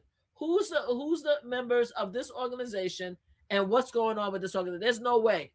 There's no way that they would go after a white supremacist organization. There's absolutely no way. Something else is going on here. There's no way. There's no way. Mel, don't look at me and stare at me. You know I'm telling the truth. You saw them. You know he supported them. Wow. Okay, so the Sutter is American non-for-profit legal advocacy organization in Alabama by lawyers Maurice D. Joseph J. Levine Jr. and Julian Bond as its first president. Initially a public interest law firm, it focused on civil rights and anti-democracy cases, later becoming known as filing civil suits against. Stop playing with me. So this group is supposed to be filing civil suits against white supremacist groups, right? And then they're supposed to be, and now you're telling me that they.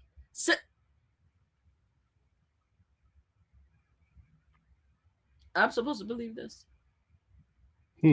I'm supposed to believe that a group that actually sued the Triple Ks are now funneling money to the Triple Ks, and then the FBI just decided, oh my God, now we're going to find out what's going on with them because we so hate under the Donald Trump administration. We so hate white supremacists, Nazis, the Triple Ks, right? The motorcycle clubs. We so hate them now that we're going to go after this organization for supporting them.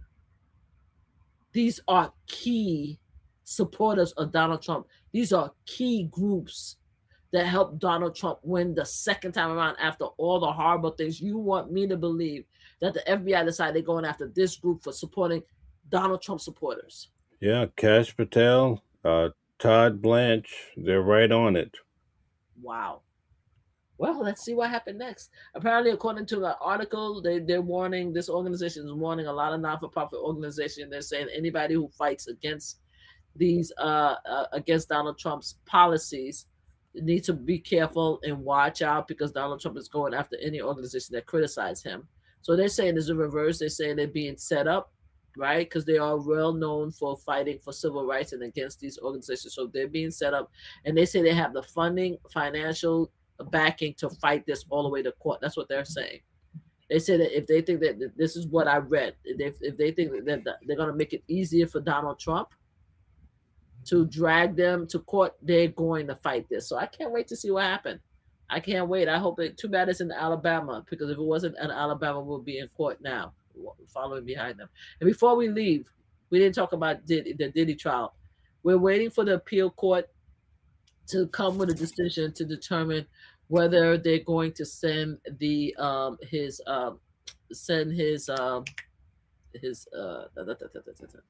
the judge gave Diddy 5 years, right? So his lawyer appealed to the appellate court to say that it was too many years based on the Mann Act. The Mann Act does not allow someone to get these many years based on his conviction, right? So they're trying to get the conviction reversed. They tried to get the conviction reversed, but the appeal court said that's not under our judiciary. We cannot have it's not under our, and we do not have the power or authority to reverse a conviction. So that didn't happen. So now they're trying to decrease it. So they were there for, I think, 4 hours in order to discuss the different the defense was pretty much saying the Mann Act does not allow the judge to actually give that much time, but they said that the judge was using every the cases that he was not found guilty, right? There were several cases he was found not guilty. He was using those cases, even though he wasn't found not guilty, he was found not guilty as a reason to actually give him more time, right? So that's what happened. And the prosecutor saying, no, he had various cases in which he could use to give him more time. And they're fighting about, I'm trying to remember the actual word, but they're fighting about these various cases that allows uh, that allows judges to look at other cases, like other actions that the perp, I will call Diddy a perp did in order to give him reasons to determine its time to be served, right? So now, right now, it's with the appellate court. They haven't come with a decision, but if they do come with a decision, I thought the appellate court could just say, "Oh no, he could," it automatically they reduce the sentence. But I think it goes back to the judge for the judge reconsideration. So that's where we are now. So we're waiting for the appellate court to decide whether they believe that the judge had significant reasons, right, and authority to give him the 5 years, or if he has to go back to him for reconsideration. I think that's where we are with that. Okay, what do you think about the whole case where Diddy was suing NBC and Peacock? That decision came through 2 days ago. I didn't even see that. This fool is like he's another one, but I didn't even see that he's suing them. What is he suing them for? Defamation? Defamation, 100 million. He lost the case, so they shut it down. The judge. Good. I'm glad. So good. Okay, What? I What's? think it's good. Why would you say that about Diddy? Diddy is a criminal. Diddy is an ex predator. Everyone, everything that we know, we saw, we heard what he did. Don't let anybody fool you and let you think that Diddy was innocent. He was not. There was a lot of evidence. There was a lot of receipts that was not released to the public and was not released to the juror. Some of us who actually sat in court for the months of the trial, we were there to hear the conversations and the arguments and hear the receipts that was quashed by the defense. He did a lot of very horrible things. Also, Michael and his OJ Mark Agnafilio and his OJ Simpson team was able to get the jury to hate the women, pretty much. They made it the women's fault, right? So now that's why I think they were found not guilty. He was found not guilty. But anyway, at least I got him. He was found guilty on at least two of the 7 acts, so 2 of the 5 acts. So I'm happy with that. So let me run this scenario past you. And I also want to let you guys know the 5 years was less than what the probationary office did, because when you are found guilty, they have to do a full report on you, full report or throughout your life and everything, and they have to suggest a time frame that you should a sentencing time frame. The probationary suggested 7 years, 7 years, and the judge still gave him 5, below what was even recommended. So the defense is full of crap. But go ahead, what were you saying? So the president of the United States, his spiritual advisor, his name is Robert Morris. I thought it Him was and, Paula something. what's that? I thought it was Paula something. You said it was Paula White that was his spiritual advisor. That's his pastor. Okay, Okay. Paula White. His spiritual advisor is Robert Morris. Okay. So 6 months ago, Robert Morris and Sean Combs were to be sentenced for both of them were facing 20 years. You know what Diddy did? You went to the court case. Robert Morris, his spiritual advisor, violated, okay, Mm-hmm. a 12-year-old girl in the worst way, okay. Didn't he get off or He something? he only received 6 months. Yes. Diddy received 50 months. Mhm. Would you say that the scales of justice are equal? Nope. Explain. I think that he should have. I think Diddy should be under the jail for 50 years, and I think this guy who actually violated underage should not never be released from jail at all.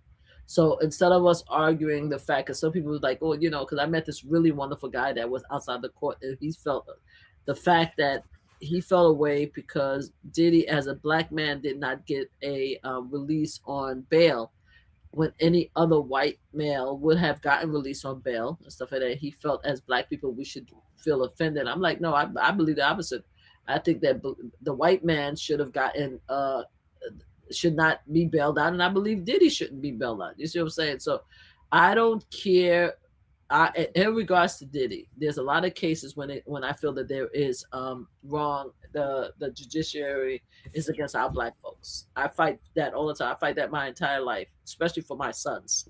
My sons was railroaded in a lot of situations, and a lot of the young black people in my community, and I was able to help a lot of people when it came to the court system because I had that connection. But with that said, though, I still think when it comes to actual predatory behavior, that everyone is equal under the sun. And I think that if Diddy should be in jail, and so is that white pastor who violated that underage, and they should have. So the pastor is already the spiritual advisor for Donald Trump. He's already back home. Okay, he's gonna do it again. He's gonna do it again. You see, these sick, perverted, nonsense people are gonna do it again. And then, to be honest with you, I think uh, families need to be more involved in these situations. I think families needs to be more involved in this situation. I think families need to be more involved in these situations, and I'm gonna leave it at that. Because let me tell you something. Don't let me find out that somebody did something like that to my one of my granddaughters. That's all I'm saying. You're not gonna be able to walk. You're not gonna be able to walk uh, comfortably in our society. It's not gonna happen. So that's what I'm saying. I mean, like, families needs to be more involved, and it has to be a very serious situation because there is no way that the legal system is going to allow somebody like that to be out of jail, and then as the family member of that young person, they're allowing him to walk comfortably in that community. He's gonna have to walk. He's gonna have to go. He's gonna have to do something. Something's gonna have to happen. We need to start protecting our own. And I don't believe in violence, right? I do everything I can. As you know, Mel, I do everything I can to prevent violence against anybody. I will put myself in the middle of a dangerous situation to protect somebody else. But I'm telling you guys right now, there's a lot of nonsense that's happening in the world right now when it comes to these very powerful men, very rich, powerful men. If the courts is not going to handle it, their family members need to do something about it. That's what I'm saying. And that doesn't mean to unalive them. That's not what I'm saying. I'm telling them that make sure they don't live in your neighborhood. They make sure they're not comfortable. Make sure they are removed from the situation. I'm telling you, make them uncomfortable. Make them uncomfortable. That's what I'm saying. That pastor should never be in church again. He never should be in anybody's restaurant. He never should be, and he needs to be sequestered in his house for the rest of his life. He should not step foot in the house without him being in fear from that family. That's how I feel about it. Because justice could come in many different ways. Beautiful. Well said. Thank you so much. That brings us to the end of the show. We had a good show tonight, right? I Thank think so. you. Thank you so much. Now we didn't talk about Nancy. You wanted to fill us in on Nancy. Yeah, I figured we could close out on that for the next 5 minutes or so. Yeah, so Um, I'm reading on it, and they were talking about how lab serial killer conviction reportedly involved. I'm sorry, Iller. I'm sorry, involved in Savannah mom case. Are they saying what? What are they saying? They're saying that the lab is connected with Rex Hermanman. However, a lab that helped in the conviction of Long Island serial is reportedly involved in the case. All right, so they say TC Moore. So okay, we're just saying the same lab doing the work, trying to figure it out, okay, basically. so there is a hair sample is likely at the Sanford. Okay, I'm pretty confident they will want to use the lab. Okay, that's what it is. Okay, so apparently it's the same thing that we talked about last week, right? They found an additional DNA, and now they're looking at the DNA to see. They said it's complicated. Based on my reporting last week, they said it was complicated because the DNA was connected with, I think, another blood sample, like it was combined. So it was going to be more difficult to actually extract the DNA of the nappers because it had, I think her DNA was connected with it.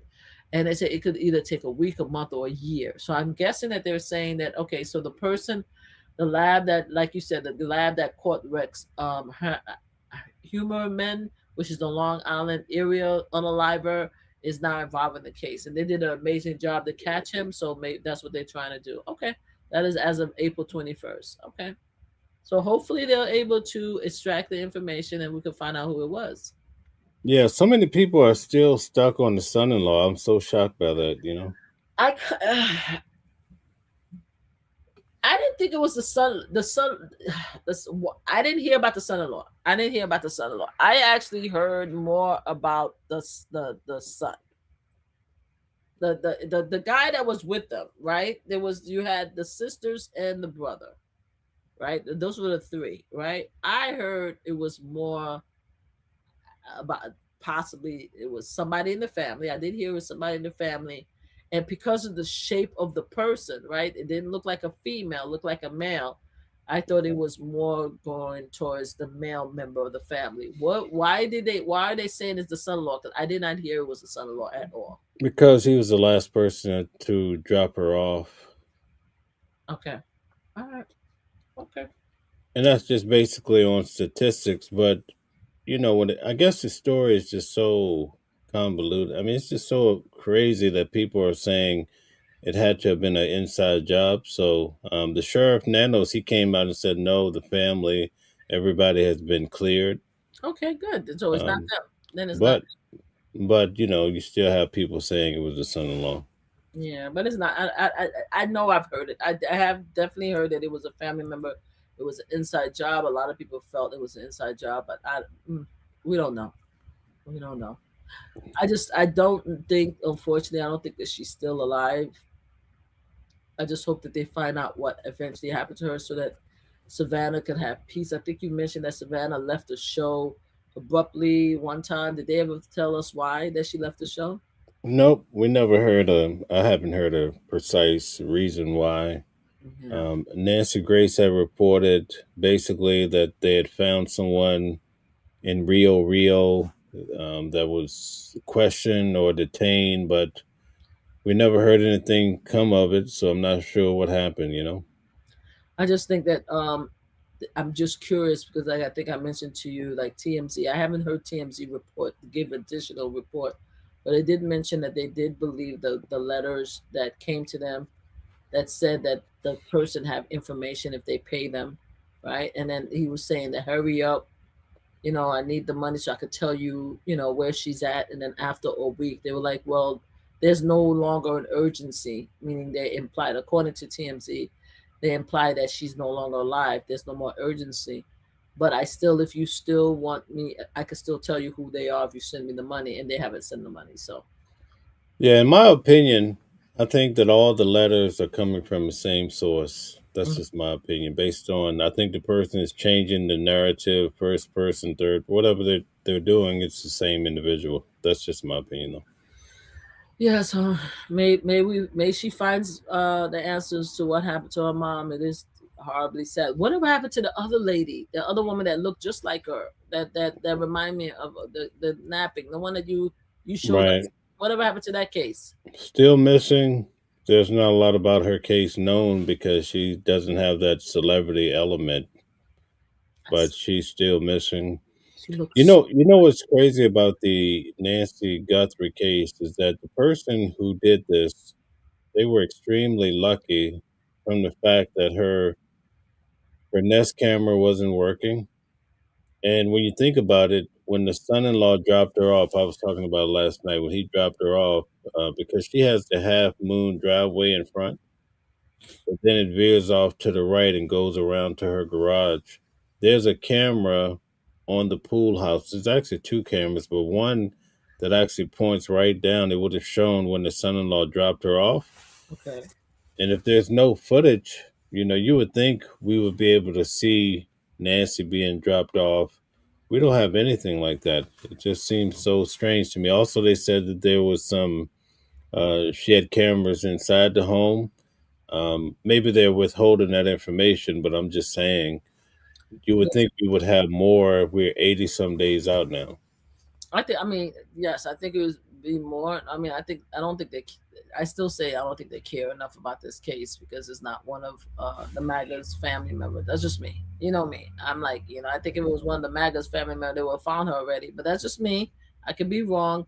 But it's weird to me that the cameras weren't working, like you said. But again, I also thought it was an inside job until I saw them walk up and try to dismantle the camera in the front with the tree. So I'm like, okay, if it was inside the person would know that their camera was there, right? But now you're talking about there's other cameras that was there that doesn't have footage. So I don't know. I don't You know. know what though? I think the guy knew from the beginning. He knew about the camera because when you put the video on infrared, you can see his eyes, and his eyes are trained on the camera when he's walking up from the get go. So with the natural camera, you can't see it, but when you switch the camera, you can see his eyes is on that camera. I think about it. These cameras, whenever they detect motion, they light up. Mhm.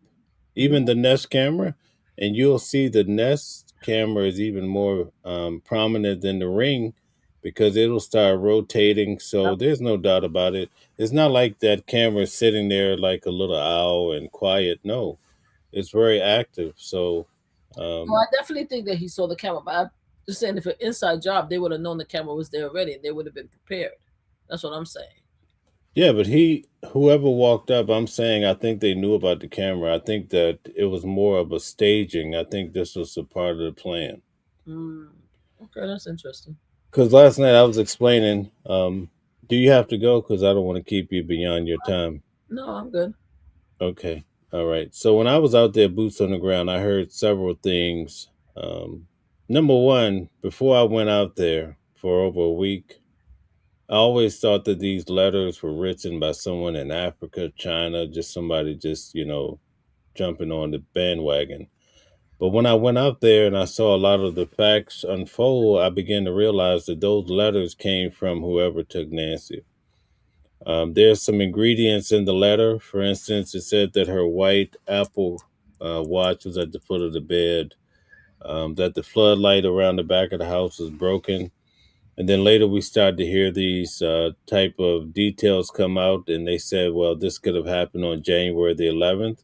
Mm. I was saying that while I was out there, that January the 11th is when they felt like this same individual came and broke the floodlight around the back of the house. Okay.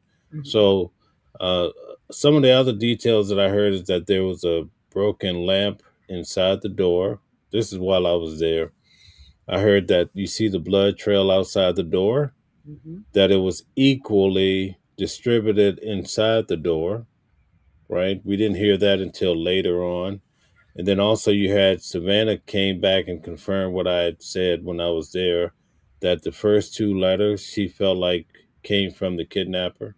Okay. But one of the details that I broke down last night that I heard while I was there, they said that the back door was locked from the outside. And I'm like, well, that doesn't make sense. And number two, Ashley Banfield, when she came out with all of her facts that she was saying she had spoken to an FBI agent, she said the back door was left open right from the jump, and then we found out that that turned out to be true. Mhm. But what I learned is that that front door, the black door, the front door, that gated door, you have to lock it from the outside. So that door was the door that was locked from the outside. So that means someone allegedly would have had to have walked her out. She's dripping blood, and then they would have turned around and locked that gated door. Why would they have done that? That's crazy. Like it seems like somebody's staging, and maybe that could have been a slip up.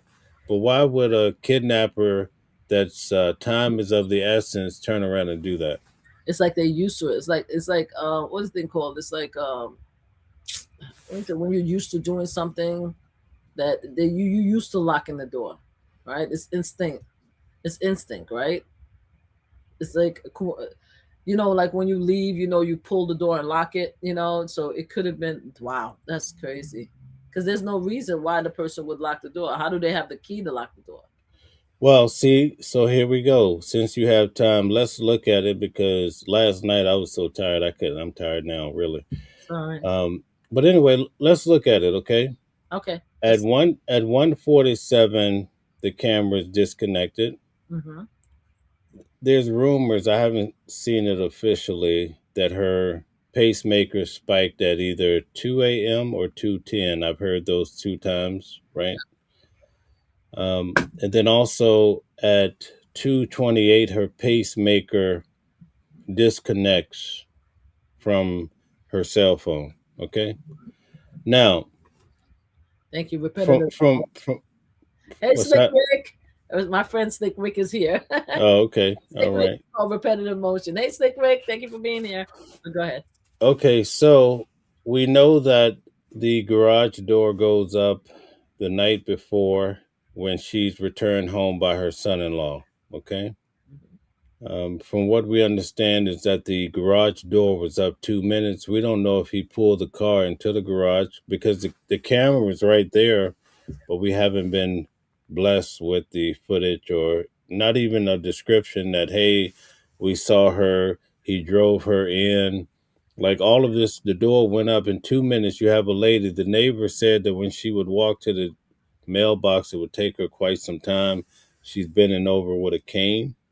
Mhm. So in 2 minutes, she got out the car, she went in the house, and he backed out the garage, the door closed. Or when you look at her garage, there's an incline. So in order for her to go in through the garage, it would be a little bit more difficult, I would imagine. I mean, listen, if you have an elderly person, 84, and the garage is wide open on the left side, you would think the person would have dropped her off and let her, inside the garage is what I'm saying. Okay. So, So so he, think he so let it her off and she had to walk up. That's what you're saying. right. So if she's using that, right? Let's say the front door is locked, but Hmm. it's locked from the outside. Why would so we're gonna look at it critically, right? Why would you be in a house you and the gated door can only be locked from the outside allegedly, right? Why would you put yourself in that position for a fire hazard? So now you can only go out through the garage or through the back door. Why would you be in the house that way? But here's the point. If that gated door was locked from the outside and she always used the garage, Hmm. right? So she had it locked for her protection or whatever, then you could come to the conclusion that maybe the guy was in the house, did whatever he did with her, and then he had to go around the back and come around the front, and that's why he's addressing and putting himself on the camera, because maybe he had her key and had to go unlock the door to get her out. You see what I'm saying? Get her out to the front door because the car Right. is in the front. So then that would explain why, because think about it. If he went in through the back, he left the back door open and also the gate maybe for easement. Why go put yourself on camera? You see what I'm saying? Hmm. Okay. Right. So maybe, I mean, we don't know, but if that's the case, then that means the guy could have been there before 147 when we see him walking up. That may not have been his first point of contact. You see what I'm saying? So he went through the house, and then after that, he went through because he already knocked her out, so he had to go through the front to bring her to the car that was in the front, not in And the. again, here's the other thing, right? That camera that points to the garage, I would imagine that camera would have picked him up walking as he's because the point of entry that he went in is actually by the garage. There's a gate there for the fence Hmm. that was propped open, and then also when they say the doors in the back, they're talking about a screen door and the door. So it's not like there's all these doors open. They're actually talking about screen door and the door together. Hmm. It's propped open by plants. Okay. Okay, so that makes sense that the person wants to maybe run out, or maybe did they leave the doors open for somebody else that was coming along, to have access or to lead them through. I Hmm. mean, these are all questions. I'm pretty sure the feds have an idea, but here's my issue. Brian Enton said that there were several cameras in the back of the house. The night of, they don't show any activity from anybody, but the nights before or days before, you see people on these cameras. And then the days after, when they're actually looking for Nancy, you see people on these cameras, but nothing the night of. Well, So why don't the cameras pick up the guy in the back of the house on the night of? Isn't that kind of strange? You see what I'm saying? it's strange. The only thing is somebody shut off the cameras. Yeah, there's a theory about the jammer, but to me that doesn't. Why is the front video so clear if he had a jammer? You see what I'm saying? That's true. I don't know. And then the neighbors, these jammers. I did some research. They don't just shut down the neighborhood. But the neighbors are saying, "Oh yeah, around that time of night, the jam." After the fact, people start coming up with all sorts of scenarios, and yeah, my internet went down or whatever. I don't put a lot of stock into that. And then sometimes in neighborhoods, when people go missing or things happen, you'll get a neighbor coming on the TV news and saying, "Oh yeah, I there was saw, a yeah, strange guy. yeah.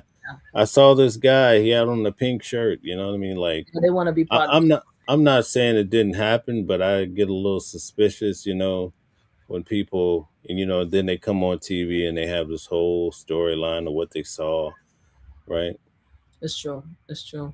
And So that's what I was saying. In order for this to be able to work so smoothly, look at all the things that had to have been in place. Number one, right? Let's go all the way back.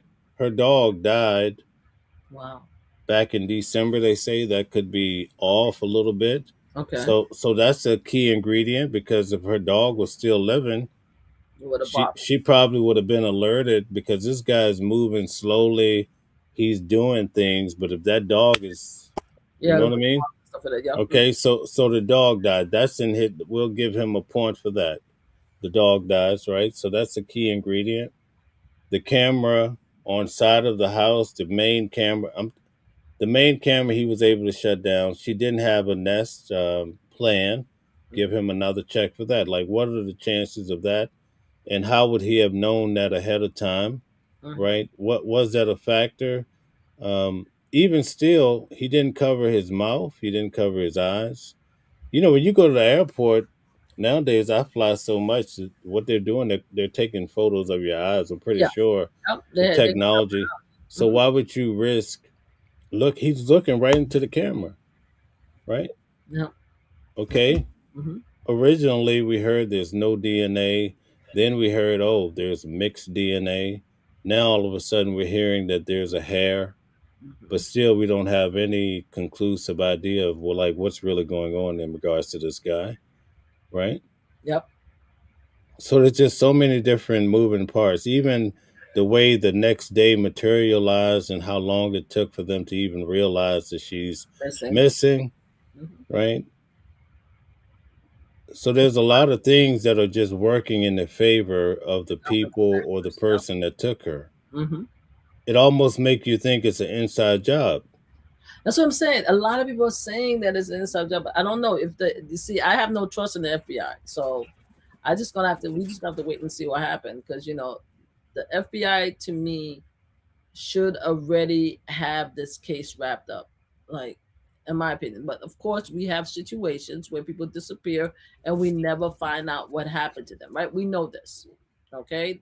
But most of the time when that happens, the people left the house. It's very rare that you have a circumstance where somebody, well, they did kidnap the child from her room, and they never found out what happened to her. So, but in most of these cases where people are taken from the houses, right? It always deemed to be somewhat an inside job. It always deemed to be that. Typically, the person that would have been the last one to see them. Now, in this case, the last person to see her probably would have been the guy that shows up in the middle of the night. But technically, from the standpoint of the family, it would have been the son-in-law. What's so weird about it when you go back to the earlier press conferences? Hmm. Sheriff Nanos first he says her children dropped her off. Then he says the family dropped her off. I heard the Then, Uber then dropped them off. no, that's picking her up, dropping Oh, her okay. off, and then they landed on it was the son-in-law that dropped her off. So why is the sheriff kind of Moving the goal. hedging? He's kind of hedging. It's almost like he's playing for the home field when you really look at this case. You see what I'm saying? Hmm. But here's the thing that I really got hung up on, but I could be wrong. I think one of the key things when they first said there was no DNA in the house, I said that might be indicative that whoever did this was an inside job. That's why there's no unfamiliar DNA, right? Yep. But now they're saying that there's a hair. Now that hair might come back to be, somebody that's in the family member or whatever. But that's what I was saying initially when they said that there was no DNA. It would have made sense that I thought maybe the guy that showed up at the door was just a ploy. It was all staged, and then maybe somebody else did it. More of an inside job. But to actually go and get her out, but then they say, listen, they have, I guess, stranger DNA in the hair, so maybe that's not You would valid. think that if it was a family member DNA, they would have been able to resolve that quickly, right? They would have been able to No, test. the family DNA would have it would have they have a reason to be there, so it wouldn't be questioned. You see what I'm saying? So that's the whole that would make sense. So I thought maybe a family member or some not just a family member, somebody went in to get her that had a reason to be there. But Well, I'm looking into but the but the sheriff has cleared the family, yeah, so I including guess the that's a brother-in-law, dead deal. including the brother-in-law. So yeah, so And they spent so much time talking about this glove that was out there on the street and so forth. apparently he's Um, a band member of a group called Early Black. So I don't yeah. know. Maybe he's very popular, but yeah, I don't know. I don't know. We're just gonna have to wait and hope and see what happens next. And If you look at the guy, I actually showed everyone. If you really look at the guy, he has on the electrical belt, and very few people have picked that up. So I felt like the guy must have some electrical background, maybe an electrician. So well, if that's the case, then he would have known how to shut down the cameras, right? yeah, it would make sense. So, but a lot of people are not really. I don't think many people are picking it up. But in between the gun and his hand, you can see an electrical belt, and I think that tells you something, right? And you know Yes. what? Also, there was an electrical permit pulled on her house maybe the month before, or the no, it was right before she went missing. So, I mean, listen, none of us are the detectives on the case, so we just have to see what happens. But there's just so much there. I did a breakdown last night, and I showed where. Well, I won't get into all that tonight. If you want to go back and check it out, it was on last night. Well, I will definitely check it out. But I've been looking for something. So let's go back to the Diddy trial. I was looking for the word. It's called acquitted conduct. I'm sorry. Yeah. Sometimes I have to go back. So Okay. if you guys remember what I'm saying, the defense is arguing that the judge used the acquitted conduct, that is the conduct that the jury found not guilty, as a reason to give him more time. And right now, the different courts are arguing right now whether a judge is allowed to use acquitted conduct, right? That is conduct or cases that jury found not guilty. That means the person is not guilty, as a reason or a mechanism or I wouldn't say an example, but pretty much a criteria to add to the sentences to help them determine how many years a person gets. So I just want to make sure the word that I was using for is acquitted conduct, and they're still fighting.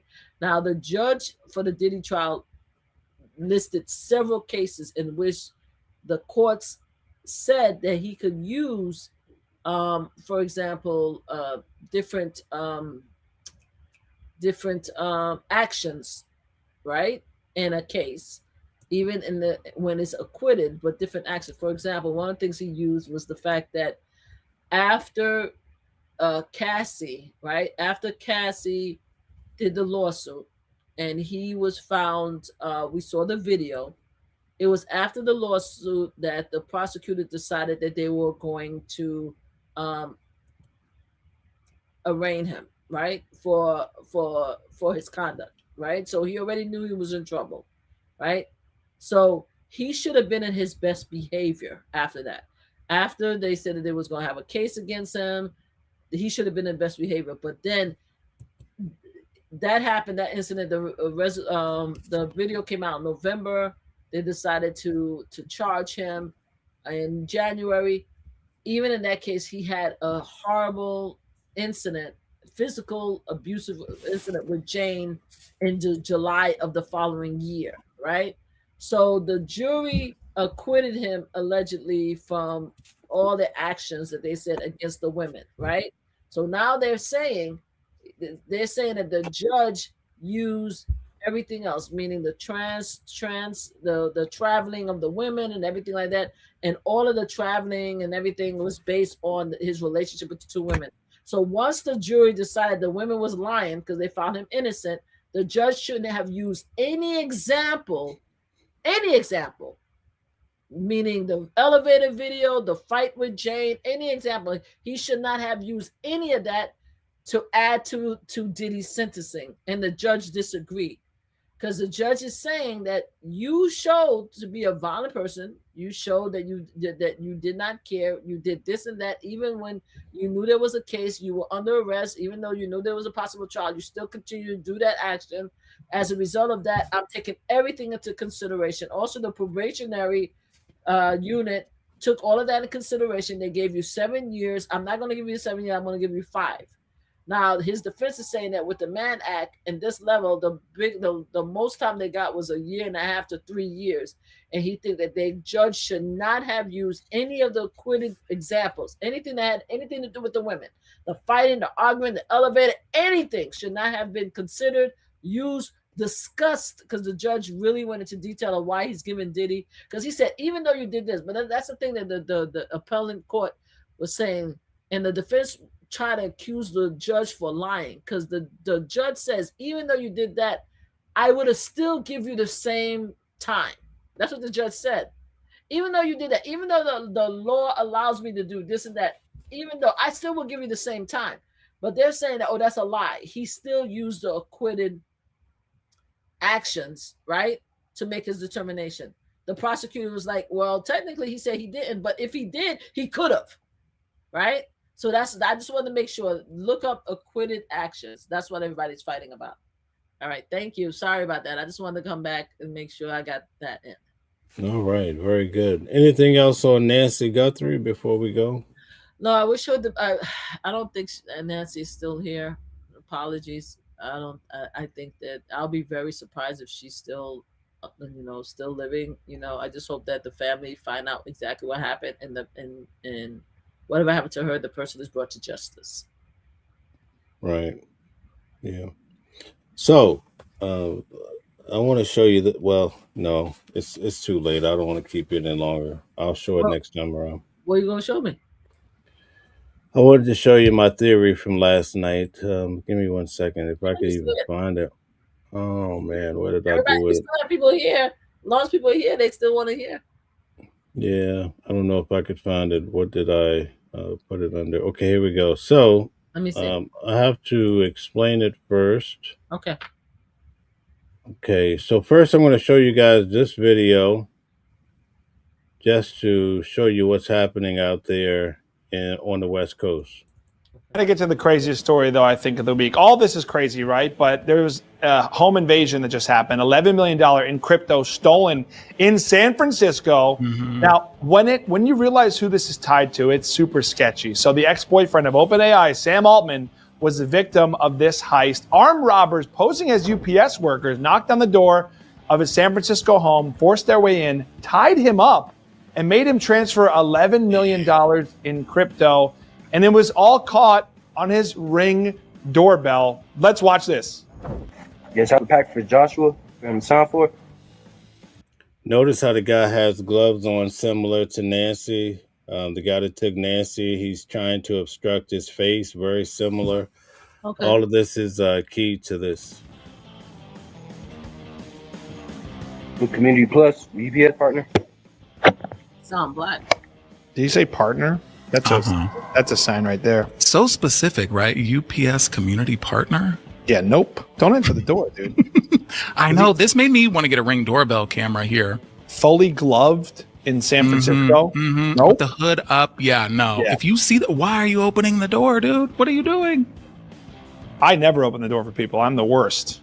That's the way it should be. I live in an apartment building where people can buzz anybody in at any time. Yeah. There's always weirdos walking around here. Don't do that.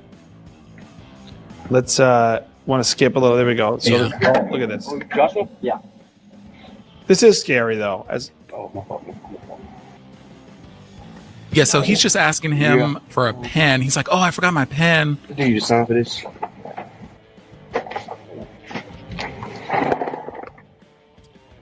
all right, here we go.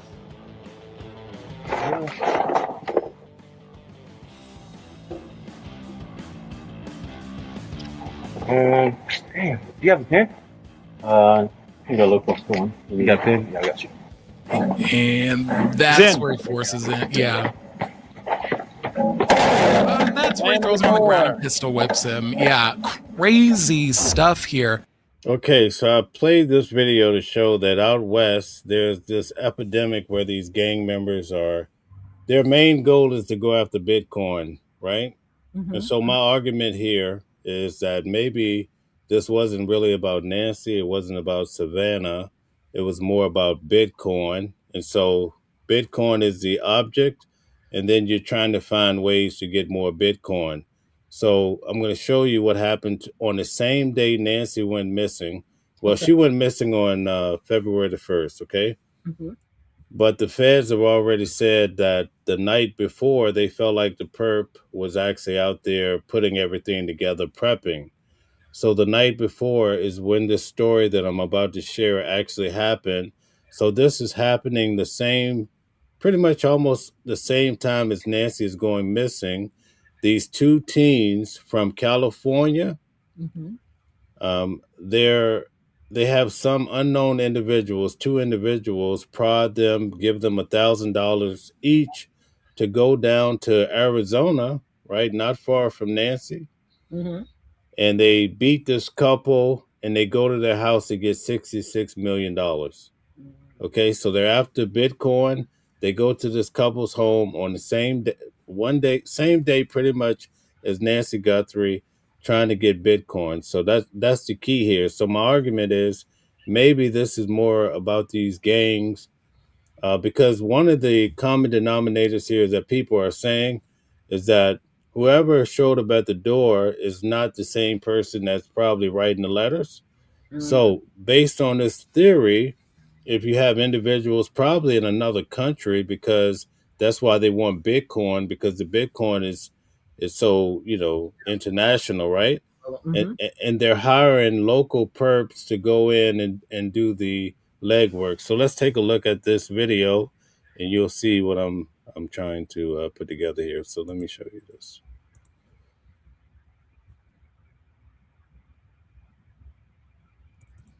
Characters known as Red and 8 allegedly sent Sullivan and Lapel messages on the app Signal, telling them to go to Arizona with funds to purchase supplies so they could. So this guy's Red and 8. They contacted these two teens through Signal, paid them $1,000 each, and sent them to this couple's house to rob them for Bitcoin. So Bitcoin is the key. Remember in the first letter of Yeah, Nancy Guthrie, they're I was asking about for to say that. Bitcoin. Yeah, Okay, I was about to say that. Yeah. okay. Pose as delivery drivers. Two teens from San Luis Obispo County were arrested in Scottsdale, Arizona, accused of a home invasion and a plot to steal millions in cryptocurrency. News Channel reporter Jared Zinn is live in San Luis Obispo. Jared, investigators say these teens were recruited for this shocking crime online. Good evening, Scott. That's right. One of the teens lives in SLO and attended San Luis Obispo High School. The other lives in Morro Bay. And the teens told Arizona authorities after their arrest that the two had only just met. Ari Parker lives in Scottsdale, Arizona. At first, he didn't think much of this blue car in the background of his Ring camera footage from Saturday. I had no idea they were connected to the crime that happened here. Just down the street, SLO County teens Jackson Sullivan and Skylar Lapel, disguised as delivery drivers, allegedly So they have this package, right? And they're disguised as delivery.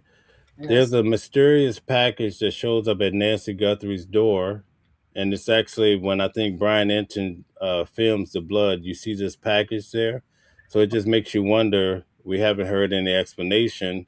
What could have been the outcome. What did they learn about this package? A mysterious package is almost like a similar common denominator. Forced their way into a home. Investigators say they violently restrained 2 adults and demanded $66 million in cryptocurrency. A third resident. So they wanted 66 million, right? Nancy Guthrie, 6 million. So you see, similar, right? Still similar. Managed to call police. The Bitcoin wallet included in the ransom note could offer some clues. Once they take it off of Bitcoin onto another currency, it's at that very moment that even if it's on international territory, we'll still see it.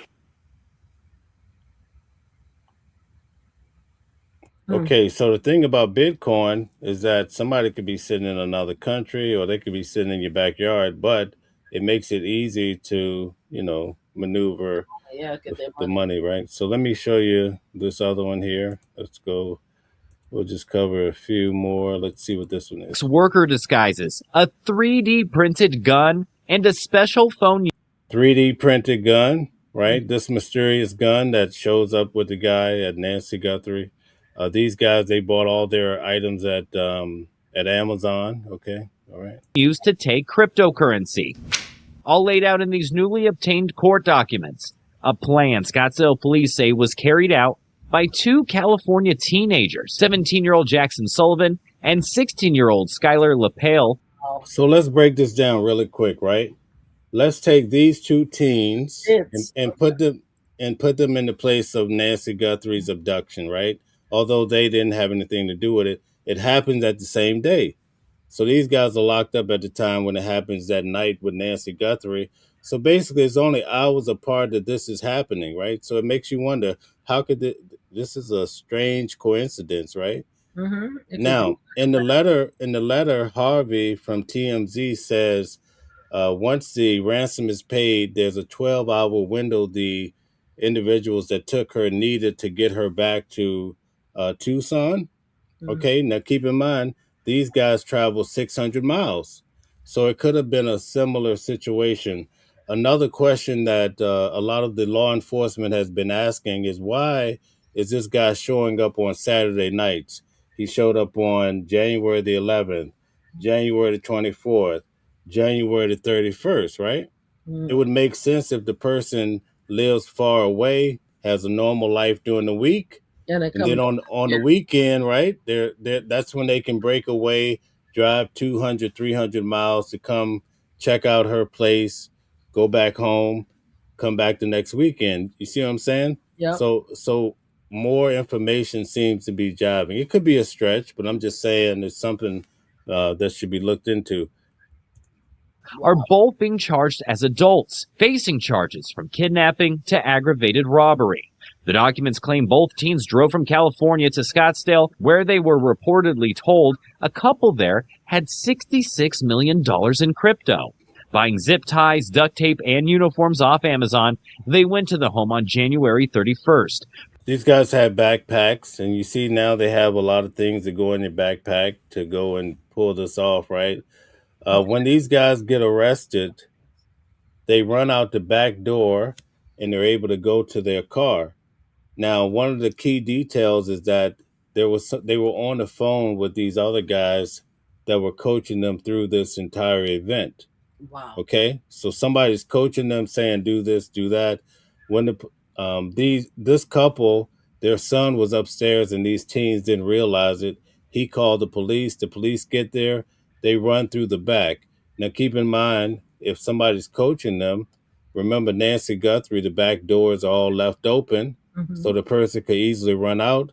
That's what these guys did. They ran through the back doors. Their car was positioned through the back so that they could run, but they went down a dead end and got caught. You see what I'm saying? Yeah. Pretending to be delivery workers. When the victim opened the door, they rushed in, reportedly assaulting the man, tying him and another victim up, demanding they give them access to their Bitcoin. When the victim denied having any, they continued the assault. What the suspects did. See, they're assaulting. I don't think teens would typically assault people, but if somebody's on the phone saying beat them, whatever, then they might go to these other levels, right? Okay. Didn't know is the victim's adult son was also inside the home and called 911. Officers arrived, seeing the victims tied up and the suspects run through the backyard. They're tied up, right? These guys run through the backyard. Get in their car and take off, leading to a police chase where the suspects went into oncoming traffic. It ended when the teens pulled into the shopping center and reached a dead end. Both were arrested. All right, so that gives you an idea. I'll just play one more video here and we'll call it a night. There's a lot of craziness happening in this world, boy. It's been a long day, so let's cover one more. Here we go. Crypto theft occurs online, but recently a violent gang has been breaking into houses and forcing homeowners to fork over their crypto. In one incident, the burglars assaulted a North Carolina couple in their home by pretending to be construction workers who needed to inspect local pipe systems. And after attacking the man... So they're pretending to be construction workers, they're pretending to be mail delivery, you name it. Yeah, yeah. And threatening to assault his wife, the men convinced him to open his Coinbase account. The burglars then worked together with online members of their gang to transfer $156,853 from their victim to various accounts before Coinbase froze additional transfer attempts. This was one of many of the home invasions they'd conducted, but the criminals overlooked how easy it can be to trace crypto. The government has developed advanced tools to chase digital assets across the internet. And the criminals didn't really bother to cover their trail all that well. One of the home invaders opened a Coinbase account with a government ID on the very day the home invasion took place. The Justice Department announced sentencing for a majority of the members of that gang, which the DOJ says stole over $3.5 million over 2 years, with one 25-year-old ringleader facing 47 years in prison. So you see that there was one other, I thought that was a video. Hold on 1 second, let me try this one. Good evening. Thank you for being with us live at 5. I'm Scott Hennessy. Beth and CJ are off tonight. 2 teens from San Luis Obispo County were arrested in Scottsdale, Arizona, accused of a home invasion in a plot to steal millions in cryptocurrency. News Channel reporter Jared Zinn is live in San Luis Obispo. Jared, investigators say these teens were recruited for this shocking crime online. Good evening, Scott. That's right. One of the teens lives in SLO and attended San Luis Obispo High School. The other lives in Morro Bay. And the teens told Arizona authorities after their arrest that the two had only just met. Ari Parker lives in Scottsdale, Arizona. At first, he didn't think much of this blue car in the background of his Ring camera footage from Saturday. I had no idea they were connected to the crime that happened here. Just down the street, SLO County teens Jackson Sullivan and Skylar Lapel, disguised as delivery. Okay, so one of the videos I want to address D. Cran. What happened is Coinbase had information leak, and so that's how these criminals were able to find out who has Bitcoin, especially who has a lot of Bitcoin, and that's who they were targeting. Drivers allegedly forced their way into a home. Investigators say they violently restrained 2 adults and demanded $66 million in cryptocurrency. A third resident managed to call police. The police work was really impressive. They were pounding the pavement, doing old school gumshoe police detective. So in the case of Nancy Guthrie, back in November, she came to town. She did this big tour and she says, hey, I'm Savannah, or in the case, the daughter, Savannah Guthrie, says, I'm Savannah and this and that. And her mother was there. They went to a restaurant.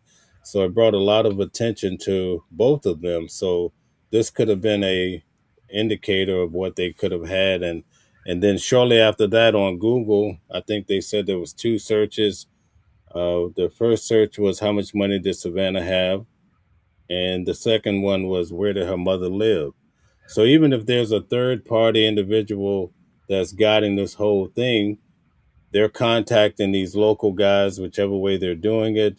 Maybe the local guys look it up and say, okay, this is the assignment. Let me see, who is Savannah? How much money she got? Okay, where's the mother live? Okay, this is what we're going to target. You follow what I'm saying? So. Work, knocking on doors, letting neighbors know what was happening. The teens fled and after a pursuit hit a dead end and were arrested.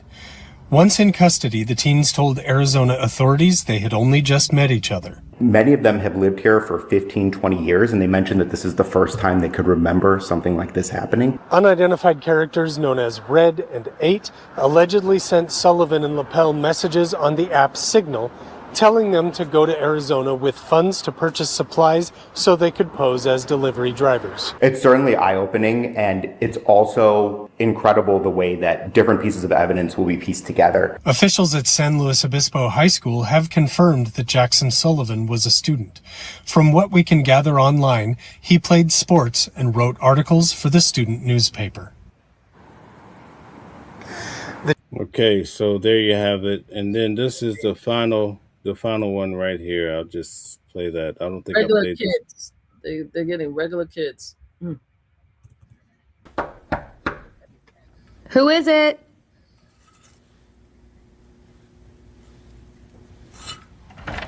Just because someone knocks on your door doesn't mean you need to answer it right away. At least that's what neighbors in Scottsdale are advising others after a very scary situation.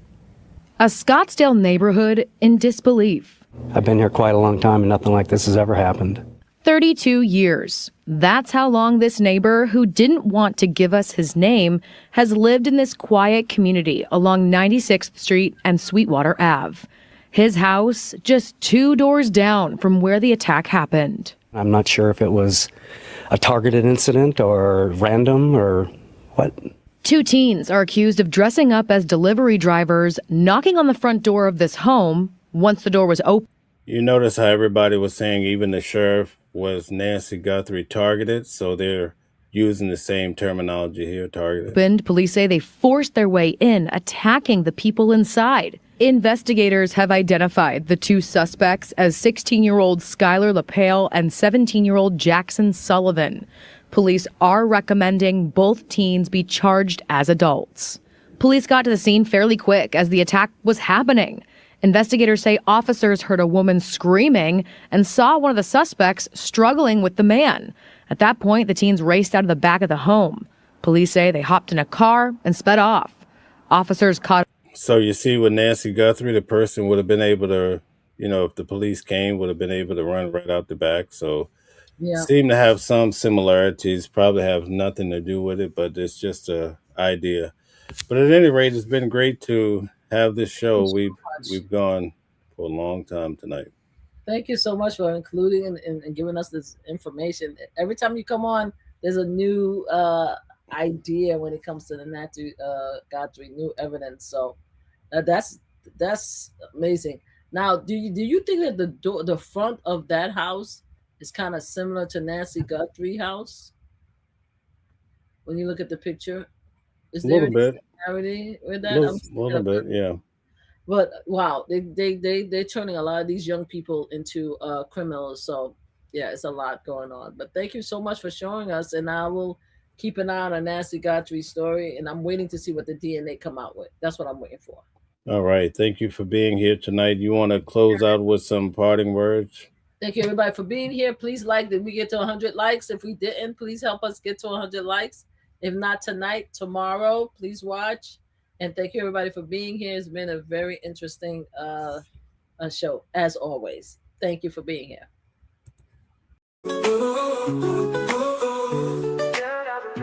Different voices, but the same song. Living a world where we all belong. Kindness leading the way, breaking the chains. In the symphony of love, the thing remains. Embracing diversity, brighter days in sight. Watching the world sharing love and light. Hearts beating as one in our peaceful flight. Colors of harmony, painting the night. United we stand in love's pure might.